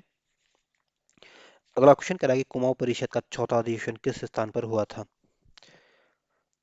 तो जो कुमाऊं परिषद का गठन हुआ था ये आपको 1916 में किया गया था। और कुमाऊं परिषद का जो पहला अधिवेशन हुआ था ये आपको 1917 में अल्मोड़ा में हुआ था। और इस की अध्यक्षता जो की थी आपके जयदत्त जोशी जी ने की थी। और जो कुमाऊं परिषद का जो दूसरा अधिवेशन हुआ था ये आपके हल्द्वानी में हुआ था, और दूसरा अधिवेशन आपके 1918 में हुआ था। और दूसरे अधिवेशन की अध्यक्षता आपके तारादत्त गेरोला के द्वारा की गई थी। जो कुमाऊं परिषद का जो तीसरा अधिवेशन हुआ था ये आपके कोटद्वार में हुआ था, और यह अधिवेशन आपके 1919 में हुआ था, और इस तीसरे अधिवेशन की अध्यक्षता आपके बद्रीदत्त पांडे के द्वारा की गई थी। जो कुमाऊं परिषद का जो चौथा अधिवेशन हुआ था ये आपके काशीपुर में हुआ था। तो इसमें जो सी ऑप्शन होगा ये आपका सही आंसर होगा, क्योंकि आपको बताना था कि कुमाऊं परिषद की चौथा अधिवेशन कहाँ हुआ था, काशीपुर में। पहला आपके अल्मोड़ा में, दूसरा हल्द्वानी में, तीसरा कोटद्वार में, चौथा काशीपुर में। पहले की अध्यक्षता आपके जयदत्त जोशी ने की थी, दूसरे की अध्यक्षता आपके तारादत्त गेरोला ने की थी, और तीसरे की अध्यक्षता आपके बद्रीदत्त पांडे ने की थी। पहला अधिवेशन आपके 1917 में हुआ था, दूसरा आपके 1918 में हुआ था, तीसरा आपके 1919 में हुआ था। तो ये ध्यान रखना। तो जो सी ऑप्शन होगा ये आपका सही आंसर होगा। अगला क्वेश्चन है। अगला क्वेश्चन इसमें कह रहा है कि निम्नलिखित कथनों पर विचार कीजिए, और आपके सामने तीन कथन और आपको बताना है इसमें कौन कौन से कथन सही है। पहला कथन कह रहा है कि परमार राजा फतेह शाह ने गुरु राम राय को अपने राज्य में आमंत्रित किया था। तो पहला कथन बिल्कुल ठीक है। जो फतेह शाह थे ये आपके परमार वंश के राजा थे, और उन्होंने गुरु राम राय को आपके अपने राज्य में आमंत्रित किया था। इस वजह से पहला कथन ठीक है। दूसरा कथन कह रहा है कि उन्होंने देहरादून में गुरुद्वारे का निर्माण का स्वागत किया था। तो दूसरा कथन भी ठीक है। फतेह शाह ने जो देहरादून में जो गुरु राम राय के द्वारा जो गुरुद्वारा बनाया गया था उसके निर्माण का स्वागत आपके फतेह शाह जी ने किया था। तो दूसरा कथन भी ठीक है। तीसरा कथन कह रहा है कि उन्होंने 4 गांव छया वाला भुजन वाला पंडितवाड़ी और घंटा वाला उन्हें भेंट दिए थे। तो तीसरा कथन गलत है। पहला कथन ठीक है, दूसरा कथन ठीक है, तीसरा कथन गलत है। इस वजह से जो सी ऑप्शन होगा ये आपका सही आंसर होगा। इन्होंने ऐसे कोई 4 गांव उनको दान नहीं दिए थे। इस वजह से सी ऑप्शन सही आंसर है। अगला क्वेश्चन है। अगला क्वेश्चन करा कि 1814 में 1814 ईस्वी के अंग्रेज गोरखा युद्ध के देहरादून सैन्य अभियान में अंग्रेजी सेना का नेतृत्व किसने किया था। तो जो 1814 में जो अंग्रेजों और गोरखाओं के बीच युद्ध हुआ था, और ये युद्ध आपके देहरादून में ये युद्ध हुआ था, नाला पानी का जो युद्ध के नाम से फेमस है। इस समय जो अंग्रेजी सेना का जो नेतृत्व कर रहे थे आपके मेजर जनरल ग्लेस्पी कर रहे थे। तो इसमें जो बी ऑप्शन होगा ये आपका सही आंसर होगा। अगला क्वेश्चन है।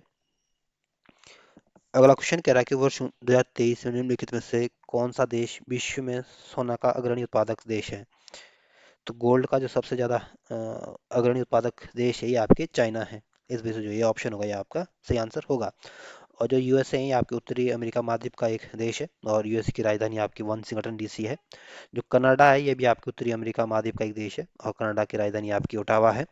जो दक्षिण अफ्रीका है ये आपके अफ्रीका महाद्वीप का एक देश है, और दक्षिण अफ्रीका की राजधानियाँ 3 राजधानियाँ हैं, और इसकी जो प्रशासनिक राजधानी है आपकी पिटोरिया है। तो इसमें जो ये ऑप्शन होगा ये आपका सही आंसर होगा। अगला क्वेश्चन है। अगला क्वेश्चन कह रहा है कि शिवालिक श्रेणी मुख्यतः किस प्रकार की सामग्री से निर्मित है।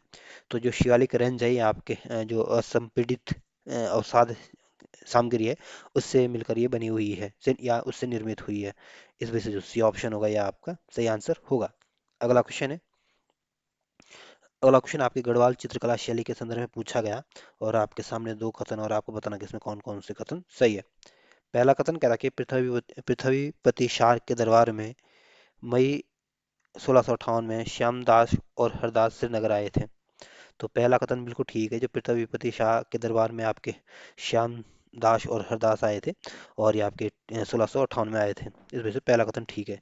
दूसरा कथन कह रहा है कि कला प्रेमी गढ़वाल नरेशों के दरबार में उन्हें तस्वीर तस्वीरदार का पद मिला था।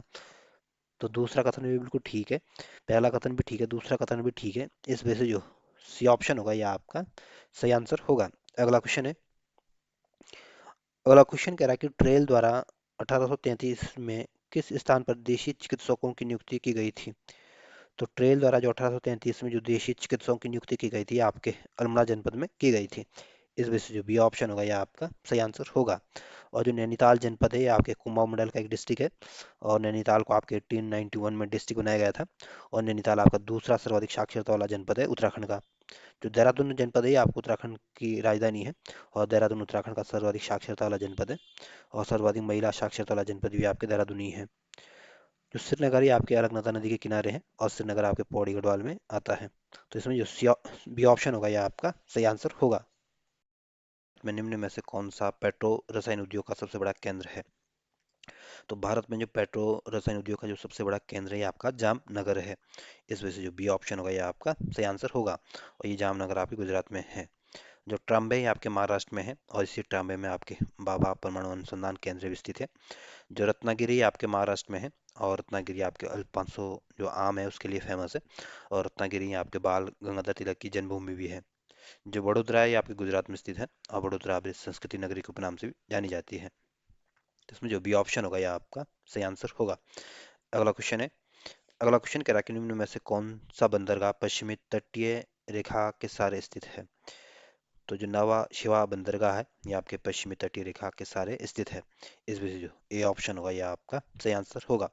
और जो विशाखापट्टनम बंदरगाह है ये आपके आंध्र प्रदेश में स्थित है, और जो चेन्नई है आपके तमिलनाडु की राजधानी है, और जो तूतीकोरिन बंदरगाह है ये आपके तमिलनाडु में स्थित है। तो जो ये ऑप्शन होगा यह आपका सही आंसर होगा। अगला क्वेश्चन है। अगला क्वेश्चन कह रहा है कि निम्नलिखित में से भारत की मुख्य भूमि का सही अक्षांश विस्तार कौन सा है। तो भारत की जो अक्षांशीय विस्तार है ये आपके 8 डिग्री 4 मिनट उत्तर से लेकर 37 डिग्री 6 मिनट उत्तर के बीच अक्षांशीय विस्तार है। इस वजह से जो डी ऑप्शन होगा यह आपका सही आंसर होगा। अगला क्वेश्चन है। अगला क्वेश्चन कह रहा है कि ट्रांस हिमालय का सबसे बड़ा हिमनद कौन सा है। तो ट्रांस हिमालय का जो सबसे बड़ा हिमनद है ये आपका सियाचिन ग्लेशियर है। इस वजह से जो बी ऑप्शन होगा यह आपका सही आंसर होगा। और जो बियापो है ये आपके जो काराकोरम रेंज है इसके इसमें उसका एक हिमनद है। जो बाल्टोरो है ये आपके काराकोरम पर्वतमाला में स्थित है, और ये आपके पाकिस्तान के गिलगित क्षेत्र में स्थित है। जो स्पार है ये आपके ग्लेशियर है, और ये भी आपके काराकोरम पर्वत श्रेणी का ही भाग है। या यूं बोले कि स्पार जो ग्लेशियर है ये आपके काराकोरम पर्वत रेंज का ग्लेशियर है। तो इसमें जो बी ऑप्शन होगा ये आपका सही आंसर होगा। अगला क्वेश्चन है। अगला क्वेश्चन कह रहा है कि निम्न में से कौन सा वृक्ष सदाबहार वन का प्रकार नहीं है। तो जो देवदार वृक्ष है आपके सदाबहार वृक्ष है, और जो सिल्वर पर है ये भी आपका सदाबहार वृक्ष है। जो ब्लू पाइन है ये भी आपका सदाबहार वृक्ष है। लेकिन जो साल साल है ये आपका सदाबहार वृक्ष नहीं, बल्कि साल आपकी अपनी पत्तियां झाड़ देता है। तो इस वजह से जो सी ऑप्शन होगा ये आपका सही आंसर होगा। अगला क्वेश्चन है। अगला क्वेश्चन कह रहा है कि निम्नलिखित देशों में किसका रेल नेटवर्क घनत्व सबसे अधिक है। तो जो रेल नेटवर्क का जो सबसे अधिक डेंसिटी है, रेल नेटवर्क की जो सबसे अधिक डेंसिटी देखी जाती है आपकी यूएसए की देखी जाती है। इस वजह से जो बी ऑप्शन होगा यह आपका सही आंसर होगा। और जो कनाडा है ये आपके उत्तरी अमेरिका महाद्वीप का एक देश है, और कनाडा की राजधानी आपकी ओटावा है। जो रशिया है ये आपके यूरोप और एशिया महाद्वीप दोनों देशों में आता है, और रशिया आपके अंतर महाद्वीपीय देश है, और रशिया की राजधानी आपकी मास्को है। जो बी ऑप्शन होगा यह आपका सही आंसर होगा। अगला क्वेश्चन है। अगला क्वेश्चन कह रहा है कि निम्नलिखित में से झीलों का उसकी साइज के घटते क्रम से सही क्रम बताना है आपको। तो इनमें सबसे बड़ी जो झील है ये आपके सुपरियर झील है, और सुपरियर झील आपके कनाडा और यूएसए के बीच स्थित है। उसके बाद जो सबसे बड़ी झील है आपकी विक्टोरिया झील है, और विक्टोरिया झील आपके अफ्रीका महाद्वीप में स्थित है, और विक्टोरिया झील आपके युगांडा केन्या तंजानिया के देशों के बीच पाई जाती है। उसके बाद जो विक्टोरिया झील के बाद जो सबसे छोटी झील है आपकी मिशिगन झील है, और मिशिगन जो झील है ये आपके यूएसए में स्थित है। और जो चिल्का झील है ये आपके उड़ीसा में स्थित है। जिसमें सबसे बड़ी झील आपके सुपरियर झील है, फिर विक्टोरिया झील है, फिर मिशिगन झील है, फिर आपके चिल्का झील है। इस वजह से जो बी ऑप्शन होगा ये आपका सही आंसर होगा। और ये ध्यान रखना, ये सुपरियर झील आपके कनाडा और यूएसए के बीच है। विक्टोरिया झील आपके दक्षिण अफ्रीका में स्थित है, मिशिगन झील आपके यूएसए में स्थित है, चिल्का झील आपके भारत के उड़ीसा में स्थित है। तो जो बी ऑप्शन होगा ये आपका सही आंसर है। अगला क्वेश्चन है। अगला क्वेश्चन करा कि संयुक्त राज्य अमेरिका का ग्रैंड कैनियन निम्नलिखित नदियों में किसके द्वारा निर्मित है। तो यूएसए का जो ग्रैंड कैनियन जो है ये आपके जो कोलोराडो नदी है उसके द्वारा ये निर्मित है। इस वजह से जो डी ऑप्शन होगा ये आपका सही आंसर होगा। अगला क्वेश्चन है। अगला क्वेश्चन कह रहा है कि निम्नलिखित ग्रहों में से कौन सा सूर्य के चारों ओर एक चक्कर पूरा करने में सबसे अधिक समय लेता है। तो सूर्य के ओर चारों ओर चक्कर लगाने में जो सबसे अधिक समय लेता है आपका वरुण ग्रह लेता है। इस वजह से जो सी ऑप्शन होगा ये आपका सही आंसर होगा। और वरुण ग्रह की खोज आपके 1846 में जॉन मार्ले के द्वारा की गई थी। और जो शनि ग्रह है ये आपके दूसरा सबसे बड़ा ग्रह है, और शनि का सबसे बड़ा जो उपग्रह ये आपका टाइटन है। तो पूछ सकते हैं कि शनि का सबसे बड़ा उपग्रह कौन सा है, टाइटन। और शनि दूसरे नंबर का सबसे बड़ा ग्रह है। जो अरुण है ये तीसरा सबसे बड़ा ग्रह है, और अरुण को आपका लेटा हुआ ग्रह भी कहते हैं। और अरुण आपके पूर्व से पश्चिम की ओर घूमता है। जो बृहस्पति है आपके सबसे सौरमंडल का सबसे बड़ा ग्रह है, और बृहस्पति का जो सबसे बड़ा ग्रह है आपके ज्ञानी मीड है। तो जो बी सी ऑप्शन होगा ये आपका सही आंसर होगा। अगला क्वेश्चन है, अगला क्वेश्चन कह रहा है कि कोपेन के जलवायु वर्गीकरण के अनुसार ए एम डब्ल्यू जलवायु मुख्यतः भारत के किस भाग में पाई जाती है। तो कोपेन के जलवायु वर्गीकरण के अनुसार जो ए एम डब्ल्यू जलवायु पाई जाती है आपके पश्चिमी तटीय प्रदेश में पाई जाती है। इस वजह से जो बी ऑप्शन होगा ये आपका सही आंसर होगा। और उत्तरी पश्चिमी भारत में कोपेन के अनुसार जो जलवायु पाई जाती है आपकी बी एस एच डब्ल्यू पाई जाती है। और जो कोपेन के अनुसार जो थार मरुस्थल में जो जलवायु पाई जाती है आपकी बी डब्ल्यू एच पाई जाती है। और कोपेन के अनुसार जो उत्तरी मैदान में जो जलवायु पाई जाती है आपके सी डब्ल्यू जी पाई जाती है। तो इसमें जो बी ऑप्शन होगा ये आपका सही आंसर होगा। अगला क्वेश्चन है, अगला क्वेश्चन कह रहा है कि जैव विविधता या बायोडाइवर्सिटी शब्द दिया था। तो जो जैव विविधता शब्द या बायोडाइवर्सिटी शब्द दिया था ये आपके डब्ल्यू जी रोशन ने दिया था। जिस वजह से जो ये ऑप्शन होगा ये आपका सही आंसर होगा। अगला क्वेश्चन है, अगला क्वेश्चन कह रहा है कि निम्नलिखित में से कौन सी स्थानीय पवन पूरे पूर्व मानसून ऋतु के दौरान केरल और तमिलनाडु के कुछ भागों में प्रभावित करती है। तो जो आम्र बौछार वर्षा है ये आपके स्थानीय पवन जो है आपके पूर्व मानसून ऋतु के दौरान केरल और तमिलनाडु के कुछ भागों में ये वर्षा करती है। इस वजह से जो बी ऑप्शन होगा ये आपका सही आंसर होगा। और जो लू है ये आपकी गर्म हवा है और या आपके अधिकांश आपको उत्तर भारत में चलती है। जो काल वैशाखी आपकी स्थानीय वर्षा है या यूं बोले कि आंधी तूफान का की घटना है। और ये आपके गर्म और ठंडी हवाओं के टकराने से ये इसका निर्माण होता है। जो मिस्ट्रल है ये आपकी ठंडी हवा है। और ये आपके उत्तरी पश्चिमी स्थानीय हवा है। और ये आपके दक्षिणी फ्रांस में उत्तरी भूमध्य सागर में लयाल की खाड़ी में बहती है। तो जो बी ऑप्शन होगा ये आपका सही आंसर होगा। अगला क्वेश्चन है, अगला क्वेश्चन इसमें एक तरफ राष्ट्रीय उद्यान दिए गए दूसरी तरफ राज्य दिए गए और आपको उनको सही सम्मिलित करना है। तो जो शिमली नेशनल पार्क है ये आपके उड़ीसा में स्थित है। और इंद्रावती नेशनल पार्क जो है ये आपके छत्तीसगढ़ में स्थित है। और जो कान्हा नेशनल पार्क है ये आपके मध्य प्रदेश में स्थित है। और जो बांदीपुर नेशनल पार्क है ये आपके कर्नाटक में स्थित है। तो इस तरह से आप इनको अगर सजाने की कोशिश करोगे तो जो ये ऑप्शन होगा ये आपका सही आंसर होगा। अगला क्वेश्चन है, अगला क्वेश्चन कह रहा है कि उत्तराखंड में निम्नलिखित में से किस जनपद में सर्वाधिक कृषि भूमि है। तो उत्तराखंड में जो सबसे ज्यादा जो सर्वाधिक कृषि भूमि है ये आपके उधम सिंह नगर में स्थित है। इस वजह से जो बी ऑप्शन होगा ये आपका सही आंसर होगा। अगला क्वेश्चन है, अगला क्वेश्चन कह रहा है कि निम्नलिखित में से हिमालय का कौन सा भाग है मुख्य सीमांत क्षेप और मुख्य केंद्र क्षेप के मध्य स्थित है। तो जो लघु हिमालय जो है इसका मुख्य भाग आपके सीमांत क्षेत्र मुख्य केंद्र क्षेत्र के मध्य स्थित है। तो लघु हिमालय आपके मुख्य सीमांत क्षेत्र और मुख्य केंद्र क्षेत्र के बीच स्थित है। इस वजह से जो बी ऑप्शन होगा यह आपका सही आंसर होगा। और जो हिमालय का जो क्रम है उत्तर से दक्षिण तक, सबसे पहले आपका सबसे उत्तर में आपका ट्रांस हिमालय आता है। उसके बाद आपका बृहद हिमालय आता है। उसके बाद आपका लघु हिमालय आता है। उसके बाद आपका शिवालिक हिमालय आता है और उसके बाद आपके तराई क्षेत्र आता है।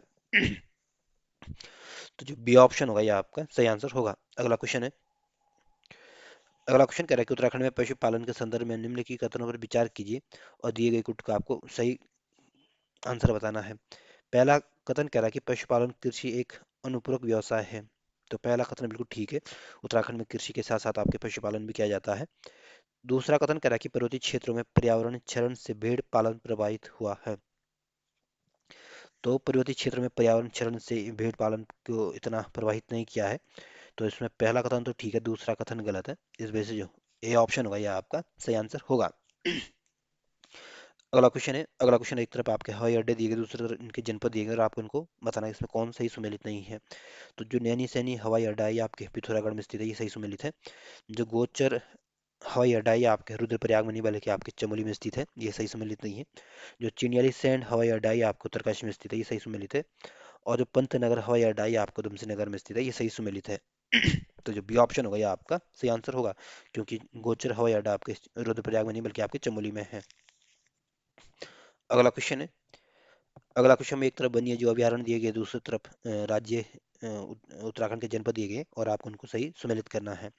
तो जो अस्कोट वन्य जीव अभयारण्य है ये आपके पिथौरागढ़ जनपद में स्थित है।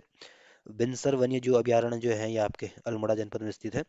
गोविंद वन्य जीव अभयारण्य जो है ये आपके उत्तरकाशी जनपद में स्थित है। और नंदौर वन्य जो अभयारण्य जो है ये आपके नैनीताल में स्थित है। तो इस तरह से आप इनको अगर सजाने की कोशिश करोगे तो जो सी ऑप्शन होगा यह आपका सही आंसर होगा। अगला क्वेश्चन है। अगला क्वेश्चन आपके उत्तराखंड के संदर्भ में पूछा गया और इसमें दो कथन दिए गए हैं और आपको बताना कि इसमें कौन कौन से कथन सही है। पहला कथन कह रहा है कि उत्तराखंड जलवायु परिवर्तन के प्रभाव के प्रति अत्यधिक संवेदनशील है। तो पहला कथन बिल्कुल ठीक है, जो उत्तराखंड जो है ये आपके जलवायु परिवर्तन के प्रभाव से अत्यधिक संवेदनशील कैटेगरी में आता है। दूसरा कथन कह रहा है कि उत्तराखंड के जलवायु परिवर्तन के कारण जल संकट उत्पन्न हो रहा है और जैव विविधता का ह्रास हो रहा है। तो दूसरा कथन भी बिल्कुल ठीक है, जलवायु परिवर्तन के कारण से हमारे उत्तराखंड में जल संकट देखने को मिलता है और हमारी जो बायोडाइवर्सिटी उसको भी ये नुकसान पहुंचा रहा है। तो दोनों ही कथन ठीक है, इस वजह से जो सी ऑप्शन होगा यह आपका सही आंसर होगा। अगला क्वेश्चन है। अगला क्वेश्चन ये आपके दो कथन दिए गए हैं और आपको बताना है कि इसमें कौन कौन से कथन सही है। पहला कथन कह रहा है कि राज्य जलवायु परिवर्तन परिषद उत्तराखंड की स्थापना वर्ष 2011 में की गई थी। तो पहला कथन बिल्कुल ठीक है, जो राज्य जलवायु परिवर्तन परिषद है ये आपके राजधानी देहरादून में स्थित है और इसकी स्थापना आपके 2011 में की गई थी और इसका उद्देश्य है कि राज्य के जलवायु परिवर्तन संबंधी लक्ष्यों को प्राप्त करने के लिए नीतियों और कार्यक्रमों का कार्यान्वयन करना या उनको मार्गदर्शन करना है। तो पहला कथन तो ठीक है। दूसरा कथन कह रहा है कि उत्तराखंड जलवायु परिवर्तन कार्य योजना बनाने का उत्तरदायित्व राज्य के राजस्व विभाग को दिया गया था। तो दूसरा कथन गलत है। उत्तराखंड जलवायु परिवर्तन कार्य योजना बनाने का जो उत्तरदायित्व दिया गया था आपके राज्य जलवायु परिवर्तन परिषद को दिया गया था, ना कि आपके राजस्व विभाग को। तो इसमें पहला कथन ठीक है, दूसरा कथन गलत है। इस वजह से जो ये ऑप्शन होगा ये आपका सही आंसर होगा। अगला क्वेश्चन है। अगला क्वेश्चन है, आप एक तरफ राष्ट्रीय उद्यान देगी, दूसरी तरफ इनकी स्थापना वर्ष देगी और आपको बताना कि इसमें कौन सही सुमेलित नहीं है। तो जो गोविंद राष्ट्रीय उद्यान है आपके उत्तरकाशी जनपद में स्थित है और इसकी स्थापना आपके 1955 में हुई थी और इसके सामने आपके 1989 दिया गया है कि जो कि गलत है। गोविंद राष्ट्रीय उद्यान की स्थापना आपके 1955 में हुई थी, ये सही सुमेलित नहीं है। जो राजा राष्ट्रीय उद्यान इसकी स्थापना आपके 1983 में हुई थी, ये सही सुमेलित है। और कार्बेट नेशनल पार्क की स्थापना आपके 1936 में हुई थी, ये सही सुमेलित है। और गंगोत्री नेशनल पार्क की जो स्थापना हुई थी 1989 में की गई थी, ये सही सुमेलित है। तो जो गोविंद नेशनल पार्क है ये इसकी स्थापना 1955 में हुई थी, ना कि आपको 1989 में। इस वजह से ये ऑप्शन गलत दिया गया है। अगला क्वेश्चन है। अगला क्वेश्चन भी अभी कथन और कारण वाला दिया गया है और आपको बताना है कि इसमें कौन से कथन या कारण सही है। कथन कह रहा है कि उत्तराखंड वन और जैव विविधता से में समृद्ध है। तो पहला कथन बिल्कुल ठीक है, उत्तराखंड में वन और जैव विविधता यहाँ पे बहुत ज़्यादा देखने को मिलती है। कारण कह रहा है कि धरातलीय बनावट और जलवायु मूलतः वन और जैव विविधता का निर्धारण करती है। तो कथन भी कारण भी ठीक है। जो उत्तराखंड में जो वन या यहाँ की जो बायोडाइवर्सिटी है, इसकी जो बनावट के जो पीछे जो मुख्य कारण है या इसकी धरातलीय बनावट है और यहाँ की जलवायु, तो इस वजह से ही हमारे यहाँ डाइवर्सिटी देखने को मिलती है। तो धरातलीय बनावट और जलवायु मूलतः वन और जैविकता को निर्धारण करते हैं। तो कारण भी ठीक है, कथन भी ठीक है। इस वजह से जो बी ऑप्शन होगा यह आपका सही आंसर होगा। अगला क्वेश्चन है। अगला क्वेश्चन कह रहा है कि उत्तराखंड में निम्नलिखित नदियों में पश्चिम से पूर्व की ओर सही क्रम कौन सा है। तो इन नदियों में सबसे जो पश्चिमी नदी है आपकी यमुना नदी है और उसके बाद आपकी बिलंगना नदी है, उसके बाद आपकी अलकनंदा नदी है, फिर आपकी गौरी नदी है। तो सबसे पश्चिम में आपकी यमुना नदी है, सबसे लास्ट में आपकी गौरी नदी है। तो इसमें जो बी ऑप्शन होगा या आप सॉरी ए ऑप्शन जो होगा यह आपका सही आंसर होगा। अगला क्वेश्चन है। अगला क्वेश्चन कह रहा है कि उत्तराखंड में निम्नलिखित भू आकृतियों प्रदेशों का दक्षिण से उत्तर की दिशा की ओर सही क्रम बताना है।